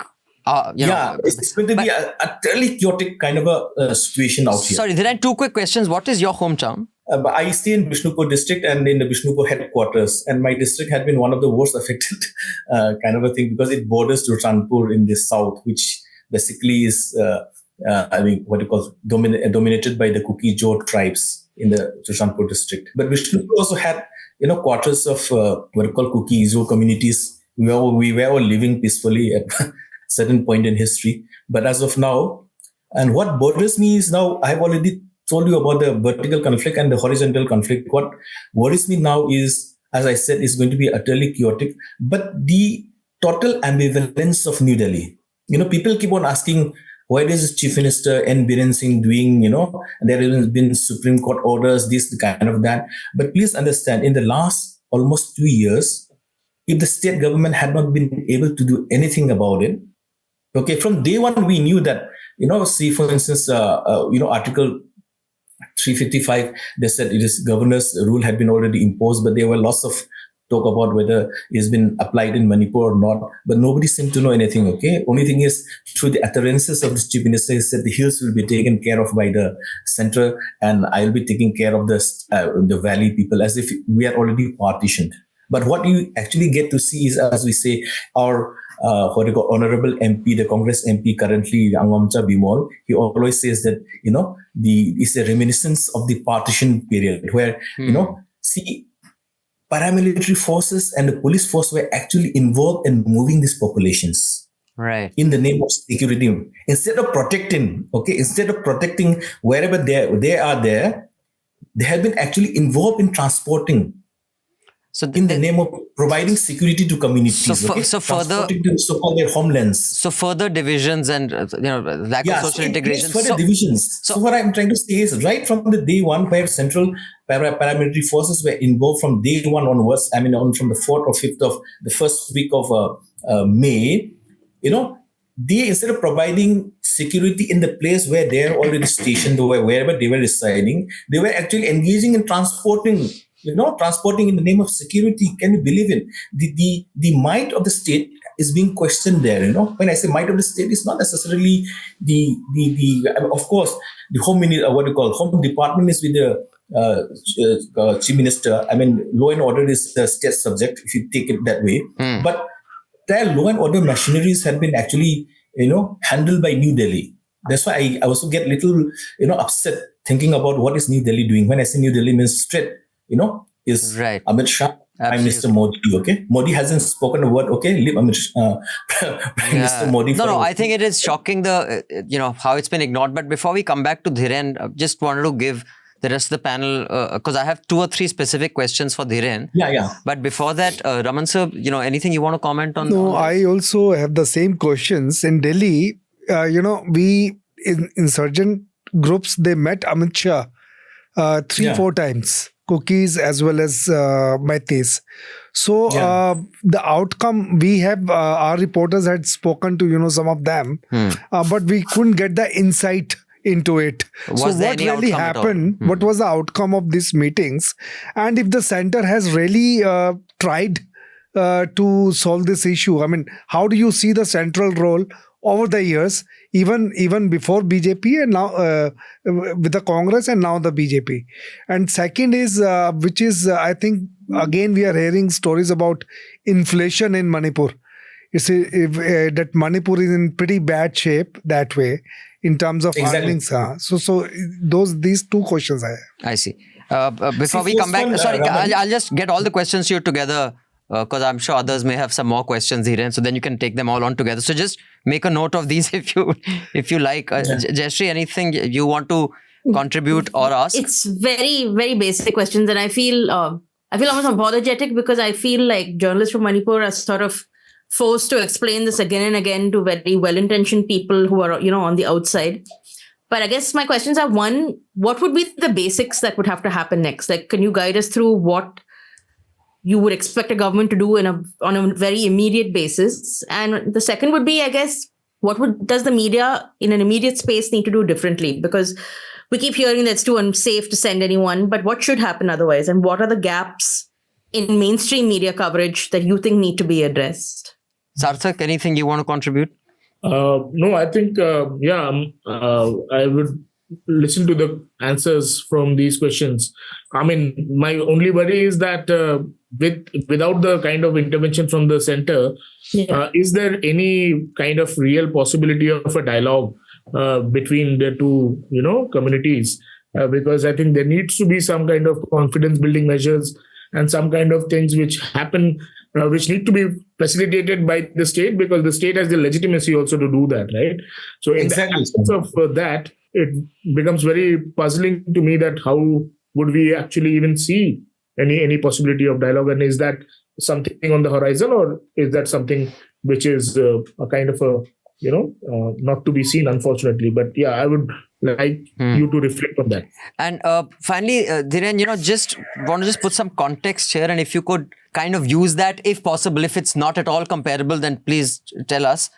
It is because Manipur, we haven't seen enough coverage, and also, really credible coverage. I mean, while we sent a reporter to spend 21 days there, Scroll sent someone to spend almost 3 months there, but yet it is patchy, because as it is, the Northeast has been a part of the country that has been ignored. But there were two heavily conflict-ridden states in India which have got disproportionate coverage, some for well-intentioned reasons, some for sinister reasons, but people are familiar with it, which is Punjab and Kashmir. In Kashmir, one big problem that I have observed in the 90s when I was working on Dalpan and all, and they covered Kashmir a lot, was that you could not get anyone to speak freely, because people were either afraid of the separatists, so people couldn't even say we don't want Azad Kashmir, and they couldn't even say that we don't like the government. So it was very difficult to get accurate information, even from the ground, from people, because they were afraid of both parties. True. So there was a lot of incorrect information that was fed to journalists, even well-meaning journalists. The second was Punjab, same problem. People were afraid to speak against Bhindranwale, and they did not like the state either. But what that led to was that a complete breakdown of any accurate information coming for a patch. And we saw, how that played out. So in that context, are there any similarities or dissimilarities, Dhiren, to what happened in these two states? Because the whole country, because of many movies made, some terrible ones, some good ones, telling us what happened there, or there's nothing similar. It's a completely dissimilar situation with a different context altogether.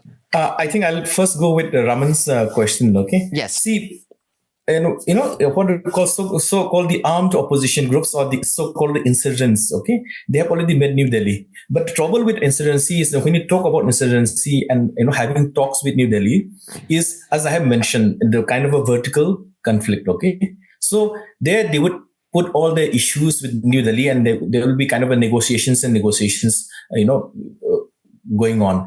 I mean, one example I have just given you about the Naga. Of course, Nagas are not directly involved with the current situation. Is for the last 25 years, okay, negotiations has been going on. There was a framework agreement. Nobody knows what actually is the framework agreement till now.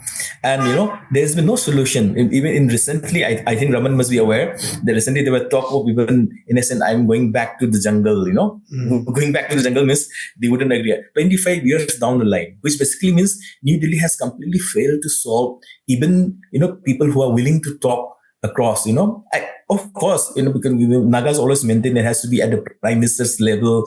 And if they have, flag, the demand for flags and, a constitution of their own kind of a demand, which New Delhi perhaps is not willing to concede to their demands, okay? So similar kind of things are also happening amongst that. So that is the kind of a vertical level. So in fact, to break the kind of a backbone of this kind of a audacity, okay, the kind of a strident demands that the Nagas were making, perhaps they were trying to create, New Delhi is planning that, the rest of the other groups, may be the Meitei groups, the groups led by the Meiteis in the valley, or the Kukis in the hills of Manipur, okay, so that they wouldn't come up with this kind of a demand like flags and constitution. So there will be a kind of a different set of negotiations going on.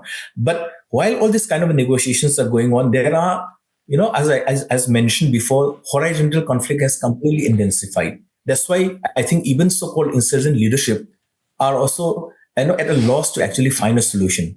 But instead of finding a solution, they become part of the solution also, even in the horizontal conflict. But they already have a problem at hand, negotiating with New Delhi. Then when they're having issues with dealing with New Delhi, they are having another issue of having to fend for their own communities, to protect their own communities. In the name of protecting their own communities, they do also participate in the kind of a horizontal conflict. That is one danger that I see over a period of time. And the Raman's second part, which you have asked, is currently I think there is very dim possibility, because people have already tried. Okay, I mean in Jiribam, Jiribam is the recent hotspot. Okay, in fact, the violence that the Manipur Valley and parts of hills saw in 2023, I mean, it didn't affect Jiribam at all. Jiribam was a pocket of very peaceful kind of thing. In fact, there was a people to people initiative of actually bringing peace. How did that get stalled? That's one question that everybody needs to ask. Even the media, national media, needs to ask. How did that get stalled? Okay, is it just because somebody went and fired at some other community? But who actually allowed them to fire? Okay, despite the kind of thing. So who actually doesn't want peace? That needs to be found out. And it's very difficult for the media. I mean, there will be blame game here, blaming the other community, and each will be blaming again. My community will be blaming the other community will be blaming another community. This blame game will go on and on. Okay, what I'm trying to see is these are very sensitive issues, and these sensitive issues has to be dealt. And as Sarthak has mentioned also partly it would answer your question. Also, Sarthak, you mentioned about is the writ of the state. At the end of the day, it's the state that can use the legitimate power, or rather the legitimate violence, okay, to rein in the kind of a violence. To rein in the violence, you have to use a legitimate, the so-called the writ of the state to rein in, okay? And that hasn't happened in the last almost 2 years. So that, do I see a failure of the Manipur state government, or do I see as a failure of the state as in the whole of India, New Delhi? So that has to be a big question that we media, and particularly not necessarily only media, who also dabbles with partly media. I do both, both academics as well as media works also. So we need to ask this kind of questions. Unless we find, some kind of a semblance of some kind of a model, okay, kind of a template to understand, a perspective to understand this, I think there's no kind of a route that is likely to bring a peace in a very soon, except for the writ of the state, as Sarthak mentioned, that state can always rein in. Okay, that's the part. And the other one which Jaya was asking is about how do at this stage is very actually very tricky. Okay, global media, but for the media, as Jaya, is very difficult to take, because you'll be, suppose if you land up, for instance, in a geographic area like Jurjanpur, where the Kukur dominates, you will have a narrative, okay? An independent narrative it's on. Then when you land up in Imphal, you'll have a so-called the Meitei narrative. So this is the battle of narratives, okay? Yeah. Each will be claiming, that they are correct in their own ways, okay? And they will be also dishing out facts. So that doesn't bring in, so that's, for instance, and there are also people who believe that whatever happened in Jurjanpur, there were already international and national media already stationed in Jurjanpur when the May 3rd rally was taken out in Jurjanpur, okay, but not in the rest of in the valley, or not even in the Naga dominated area. And why did it has to happen when apparently the rally was supposed to be Meiteis, the tribal against the demand of all the tribes who were against the demand of the Meiteis for the inclusion of the community into the ST list, okay, in the scheduled tribe list. If that is so, Nagas also there could have been trouble in the Naga areas. Why there were no trouble in the Naga areas? Why the trouble happened only in so-called Ijo dominated areas, okay? All these questions we need to ask. And there is also one thing which very few people take it, like, when we talk about poppy plantation, in fact, Frontier Manipur, through its investigative stories, we were the earliest one. Even when I was editor of the Imphal Free Press, and also the Huyen Lanpao and all, we have always talked about narco kind of a trade that is going on. And when Frontier Manipur, in fact, began introduce the term. In fact, we actually introduced the term narco terrorism. Okay, but we didn't take in any communities into it.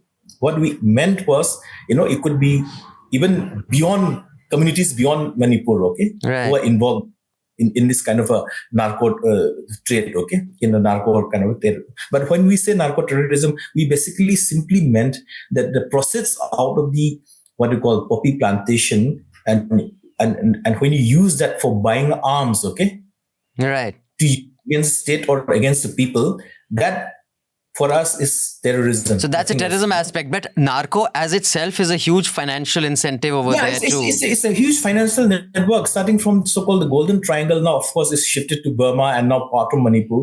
But also, Jaya, it's partly related to a question that you have asked. When one of the international correspondents called me up, very few media houses have dispassionately done a story on poppy plantation, except for a few, online documentaries like Gist or some, I think one or two documentaries are there, that too in Nagaland sector, okay? Very few people have done a kind of a dispassionate, kind of a very objective story about what is the extent of poppy plantation, what is the extent of the, narcotic trade in the Northeast. No media houses have done a complete story on this. And perhaps, also, Dhiren, I think one of, sorry to cut in, but one of the reasons I think is because we were exploring an investigation into this, at least from what one hears, and I don't know how true it is, people at the highest levels are involved in the financial benefits that come out. That's exactly my point. And if what I hear is true, then this story could be the biggest story of our times. But is it from what one hears, where the money goes up to? But why, that putting it together is not a 2-3 month project. It's a 2-year project probably. No, also I think is it right that Kuki as a community, is associated with the narco? Poppy cultivation. That's very wrong, Raman. That is where most of the media have, failed, mistakenly picked up. Of course, if you see the latest figure, I think Indian Express has Indian Express to the print had recently done an amazing story on this. Basically, this was a press handout from the state government, but they had amazing facts. Okay, recently this government data I have it 19,000 over 19,000 acres of poppy plantation had been destroyed between 2017 to 2024. Okay, 2024, and this data is culled out of Manipur remote sensing applications, which basically depend on ISRO's the satellite mapping. Okay, and also some cloud satellite mapping that happens. And but if you actually see, Raman, you are asking a pointed question, so I'll give you the kind of a pointed answer. See, out of this, 19,000 acres that has been destroyed, 4,000 something acres is in Kangpokpi area. Okay, 4,454 acres are in Kangpokpi area, which is again Kuki Chin dominated area. Then 3,348 acres is in Ukhrul district. Sursanpur, which is again Kuki Jo dominated area, has about out of this, over 19,000 acres of land that has been poppy plantation that has been already destroyed. Okay, Sursanpur has about 2,713 acres. Okay, Tengnupal again is Kuki-Jo dominated area, is about 2,575 acres. Chandel, which has partly inhabited by Nagas as well as Kukis, they have 1,972 areas. Kamjong again is Naga district. It has about 1,118 acres. Okay, these are out of these 19,000 acres. So it's more geography determines it, and it's just incidental who lives there, who is the dominant. It's not. Now the question that has been frequently asked is, and we also have said, and these are just geographic description actually. Okay, so geographic description do not necessarily also imply what I said, that participation of the entire community. So it's actually wrong to kind of a thing. But majority of the thing in the last,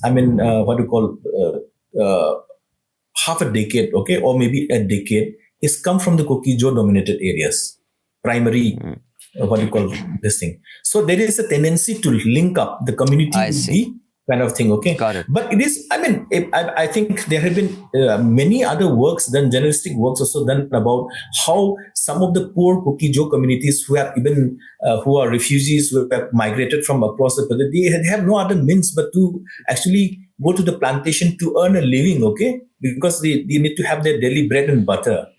That has been the kind of argument that has been put forth. So even there on Kokijo leaders have, in fact, stated in as many words, okay, they have to earn a living, okay, they have to earn their daily bread. This kind of things are there. But what, if you analyze or if you try to see narco trade from the prism of ethnicity, that would be also one gross mistake that we would be committing, okay? Just because of the geographical factor. You can't do away. Maximum people, if you see even the criminal records, okay, crime records, if you see maximum people that have been caught, particularly from peddling to those whoever is engaged in a drug kind of thing, they all come from the hill areas. Then they say the masterminds are valley. That Kokijo people will say, but the masterminds are the valley people. So it goes on and on, like the kind of a blame game. So somebody somewhere have to put an end to this kind of blame game and do away with the ethnicization, or rather weaponization of the ethnic politics. Okay, the moment you are if you weaponize this ethnicization of all kinds of issues, even developmental discourse, the tribes keep on saying that most of the developmental funds are eaten away, eaten away is a locally kind of a thing, eaten away by the valley dwellers. But it is not so. If you closely analyze it, it is not so. The problem lies elsewhere. And if one has to identify, you will say there will be cans of worms coming out of, the issue that you are trying to, and finally, Dhiren, we got to wind up in 5 minutes about the equivalent, the similarities of what happened in Punjab and Kashmir and what's happening there. Is there any similarity, or it's completely different? Yes, Abhinandan, I don't know if you're aware. See, I'm the editor-in-chief, and then my executive editor is Paul Jatoba, another very popular face in Manipur. In fact, he is the face of Frontier Manipur in Manipur. Okay, we were deeply into investigative stories of all kinds. Okay, starting from poppy cultivation to ganja kind of a cultivation, and many other aspects of it, developmental aspects. Then so many other issues. Not necessarily only with Frontier, but we were a team even before the two of us began the Frontier Manipur. Okay, we were already a team before. So even in the Free Press, Imphal Free Press, So, and he was the one also who exposed about the fake encounters and all that. But you are absolutely right. The fear is so strong that, except for those New Delhi-based, so-called national-based news persons when they come. I was also national-based, but now I have become a local kind of a journal here.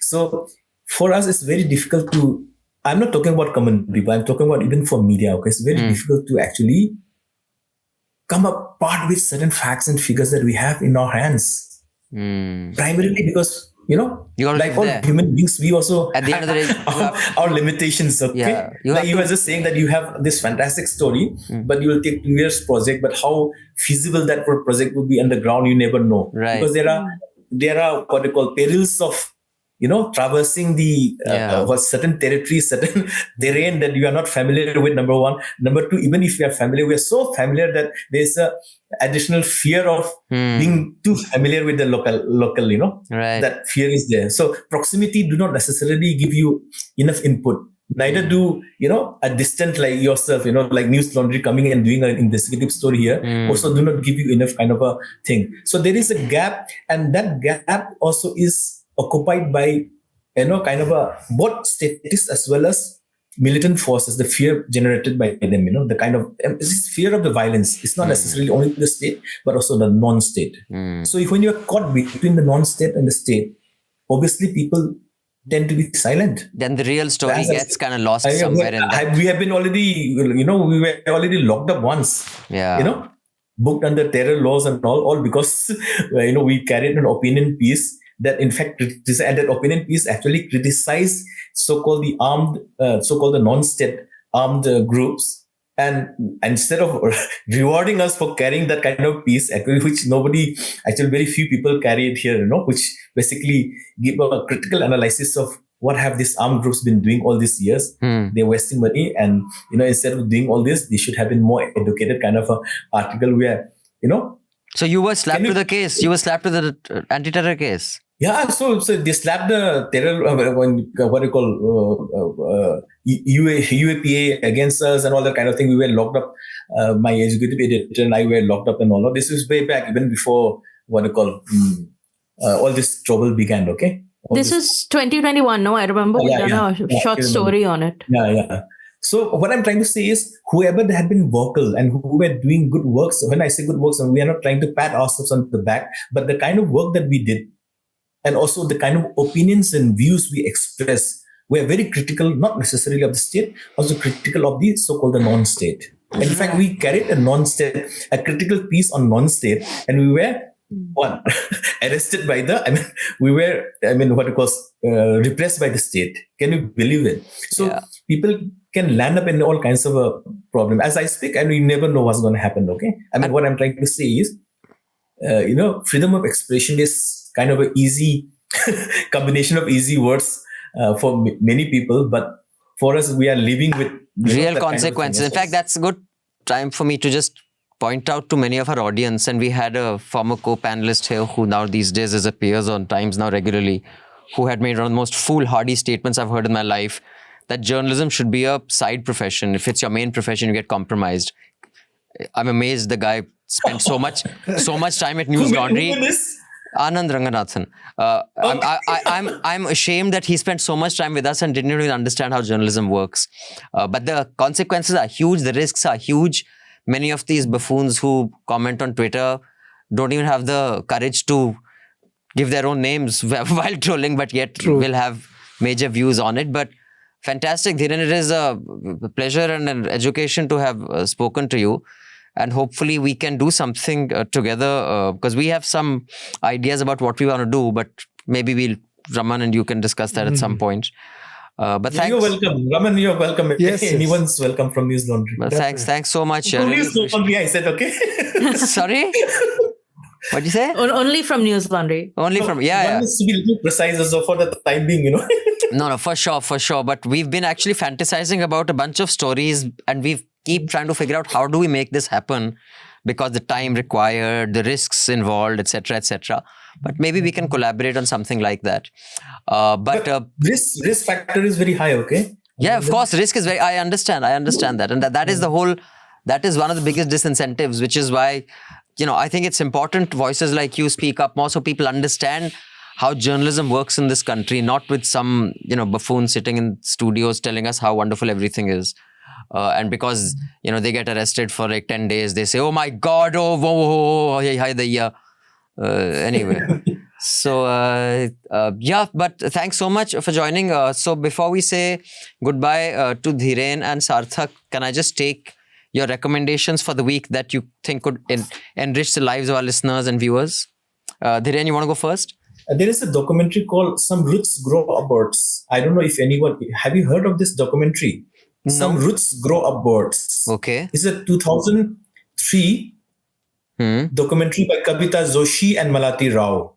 Okay, I have the PSBT. It was made by PSBT. I have the link PSBT, here. Yeah. So this actually gives you, and of course, this actually documentary is on Ratan Thiam, the great theater personality. Okay, that personality, but.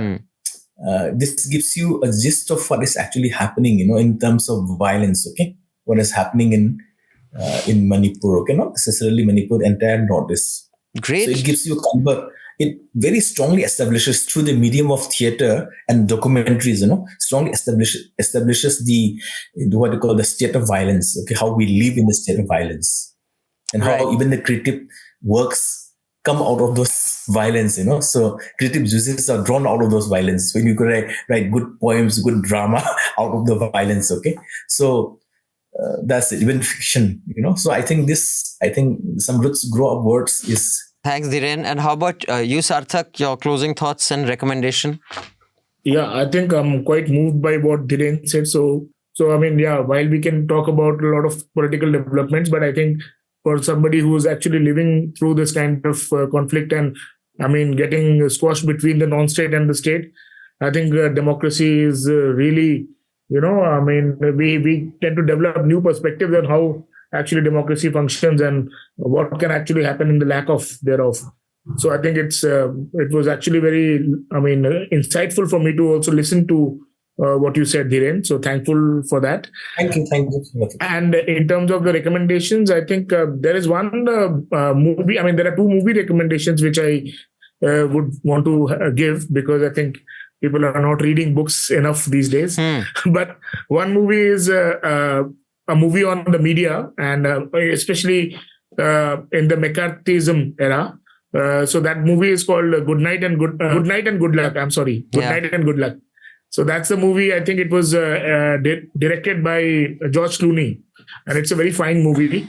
And another movie which I think on a topic which Abhinandan had broached upon in the beginning of the conversation about the panchayat elections in panchayat and all, and that's a movie available on Netflix also. It's called Mandela, and I think it's a very what a fantastic film. I have I really love that movie. So I think those two movies will be very good learning for anybody who wants to understand about media and elections. So right. But thank you so much, Sarthak. Thank you, Dhiren. And no Hafta is complete without an inappropriate joke by me, which makes Jayashree groan and our audience roll their eyes. That I'm just thinking that we have a fantastic collaboration from one person from an area that grows poppy field and is the fountainhead of maybe some drug, and Gujarat these days is in the news. A lot of your ports are being used to receive and send drugs. So maybe this collaboration can lead to some good things between our guest from Gujarat and our guest from Manipur. So is my groan-worthy joke for the week. But thank you, gentlemen. Always a pleasure. All the best, and we look forward to having you on Hafta sometime in the future. Thanks, Abhinandan. Thank you. Thanks a lot. I mean, that's a joke which would put both of us in jail. So leave quickly.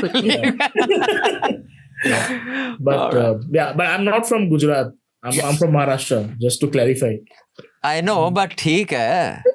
You are there right now, na? I don't know, those 13 fake ED officials who were going around raiding people. I don't know, were all of them from Gujarat or were they foreign labor? But, in today's paper, right? There was a fake ED team going around raiding people. Yeah. Right. But thank you, gentlemen. Have a great weekend. So much. Thank you. Bye-bye. Thank you. Bye-bye. Bye. Thank you. Thank you. So just want to tell our audience once again to support independent media, because independent media is very important to the existence of democracy, and that is the pipeline that gives information to the citizens on how the governments operate. I will not read too many mails, today, because Anand is not here, Manisha is not here. So I'll just read a couple of the shorter ones, and then we can get the recommendations of our in-house panelists. So if you want to mail us, you can mail us at podcasts@newslaundry.com. I repeat, podcasts@newslaundry.com. We only entertain the emails of subscribers. So if you're a subscriber, do give us your feedback, your criticism, your suggestions, and we take those very seriously. And like I said, we have a Baitak planned on the 12th of December. So those of you who want to ask us questions, who want to critique our work, criticize us, you have a face-to-face interaction with us on Zoom. The link will be in your mailbox. If you are a subscriber and haven't received the notification, mail us at subscription@newslaundry.com and we will send it to you. And you can also click on the link in the show notes to open the box that gives you the feedback window. So just read a couple, maybe 2-3 shorter ones, Jayashree, and we'll save the rest for next week. Yeah. So the first one is very short. It is 24 words from ST. It says, Raman sir, I've always appreciated your presence and perspective on Hafta. Finding out you're a Liverpool fan made me a bigger fan of you. You'll never walk alone. No. Raman sir clarified he was only wearing that jacket because he thought it was cool. No. What? No. Oh. I need to clarify. No, I need to clarify that I am a diehard fan of Arsenal. But it doesn't mean that I will stop admiring good teams. So Liverpool is one of them, and I really admire their way of playing. Sir, so you threw off. Sir, You threw off ST, and you've also broken the ST's heart. Because last Hafta you were wearing a Liverpool jacket. Yeah, I know. So maybe that's why. Why were you wearing a Liverpool jacket? No, I love that Because it was jacket. cool, yeah. I love that jacket. No, I love that jacket. So I think because that I week, would say I have an Arsenal sign hanging behind me. Oh, Raman, great. so- I've got Arsenal jacket. also that week, if Liverpool had beaten Real Madrid 2-0. So Raman sir Josh mein aa gaye. Had Liverpool lost 5-0, sir would have come in Newslaundry sweatshirt. ST is in tears. So. Liverpool is also leading EPL right now. So then the next email is from Farkul, who says, the persecution of minorities in any country, be it India, Bangladesh, Myanmar, or any state, is bad and should not happen. But we as human beings are very hypocritical and deranged. In case where minorities who face oppression and persecution of majority and decry about it, and when the situation changes and we become the majority, we similarly oppress and persecute.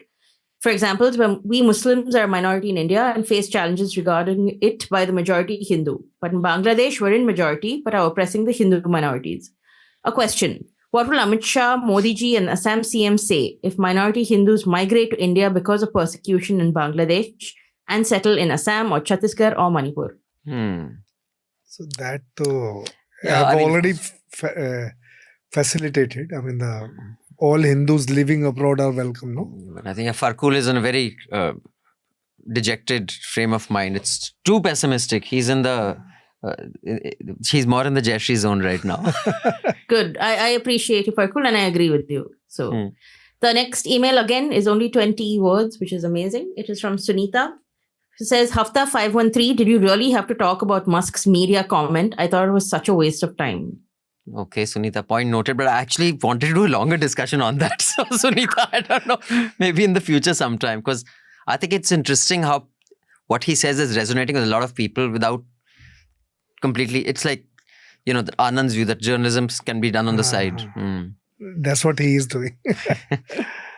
Another short email from Sanai, who says, hi guys, subscriber letter on the episode talked about Democrats being too woke. There was a fantastic section in Jon Stewart's election debrief on this. Please see here. And she has the link.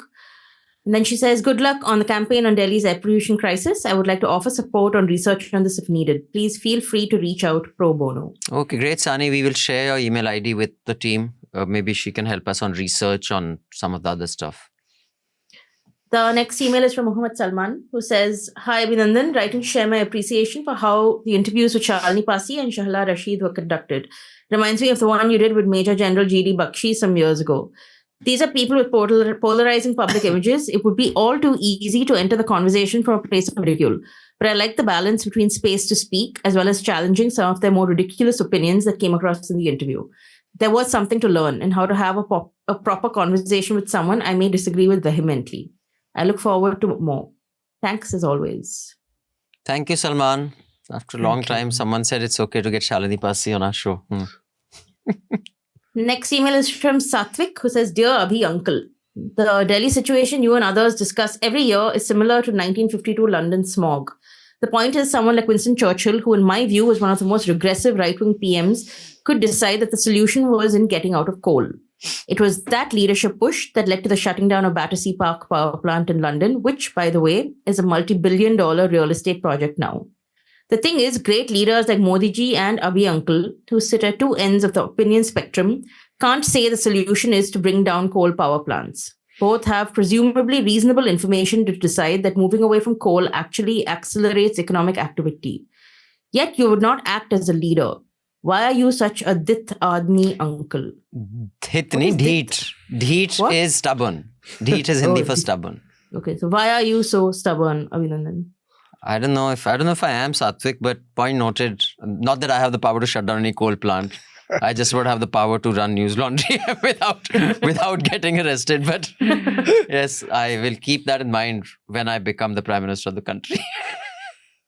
So this next letter is also for you, from Mannan. Said, hi Abhinandan, hearing your interview with Shahla Rashid, I feel sad for the state of our country that's behind whatever has forced her changed avatar.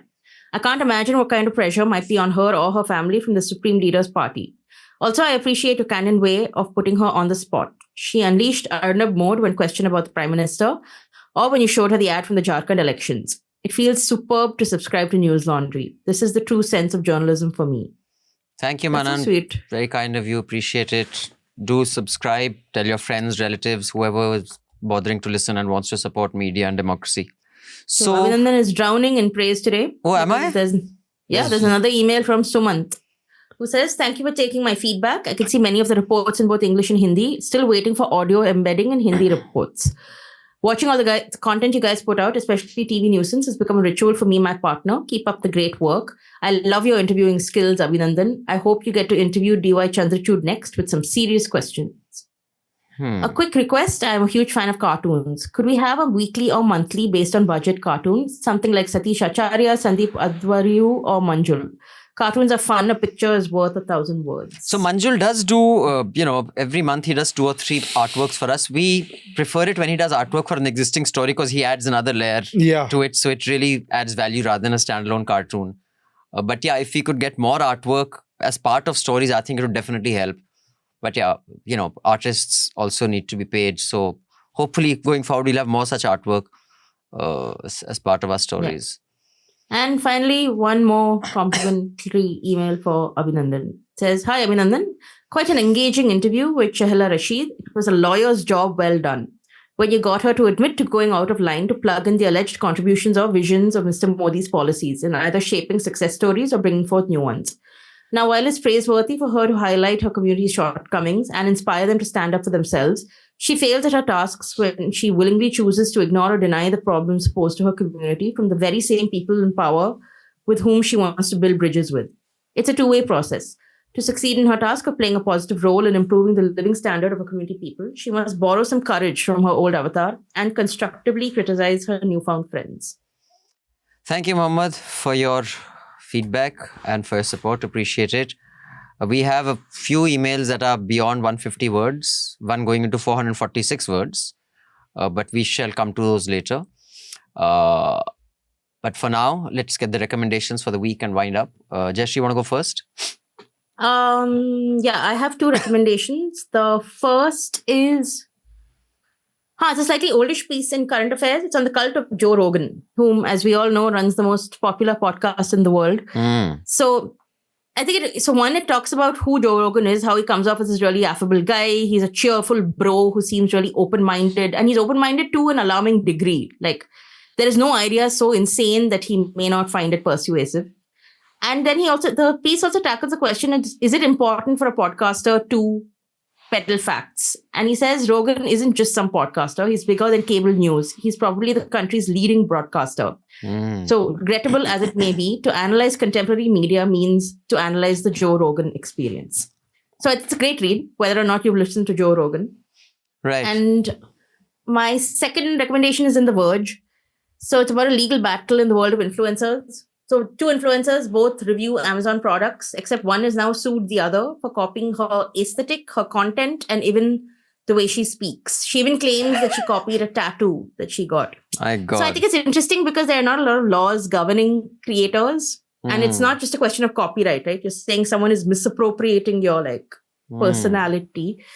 So it would be very easy to dismiss this as frivolous, but I think it should be sort of taken seriously in an era when sort of the lines between creative content and marketing have never been more blurred.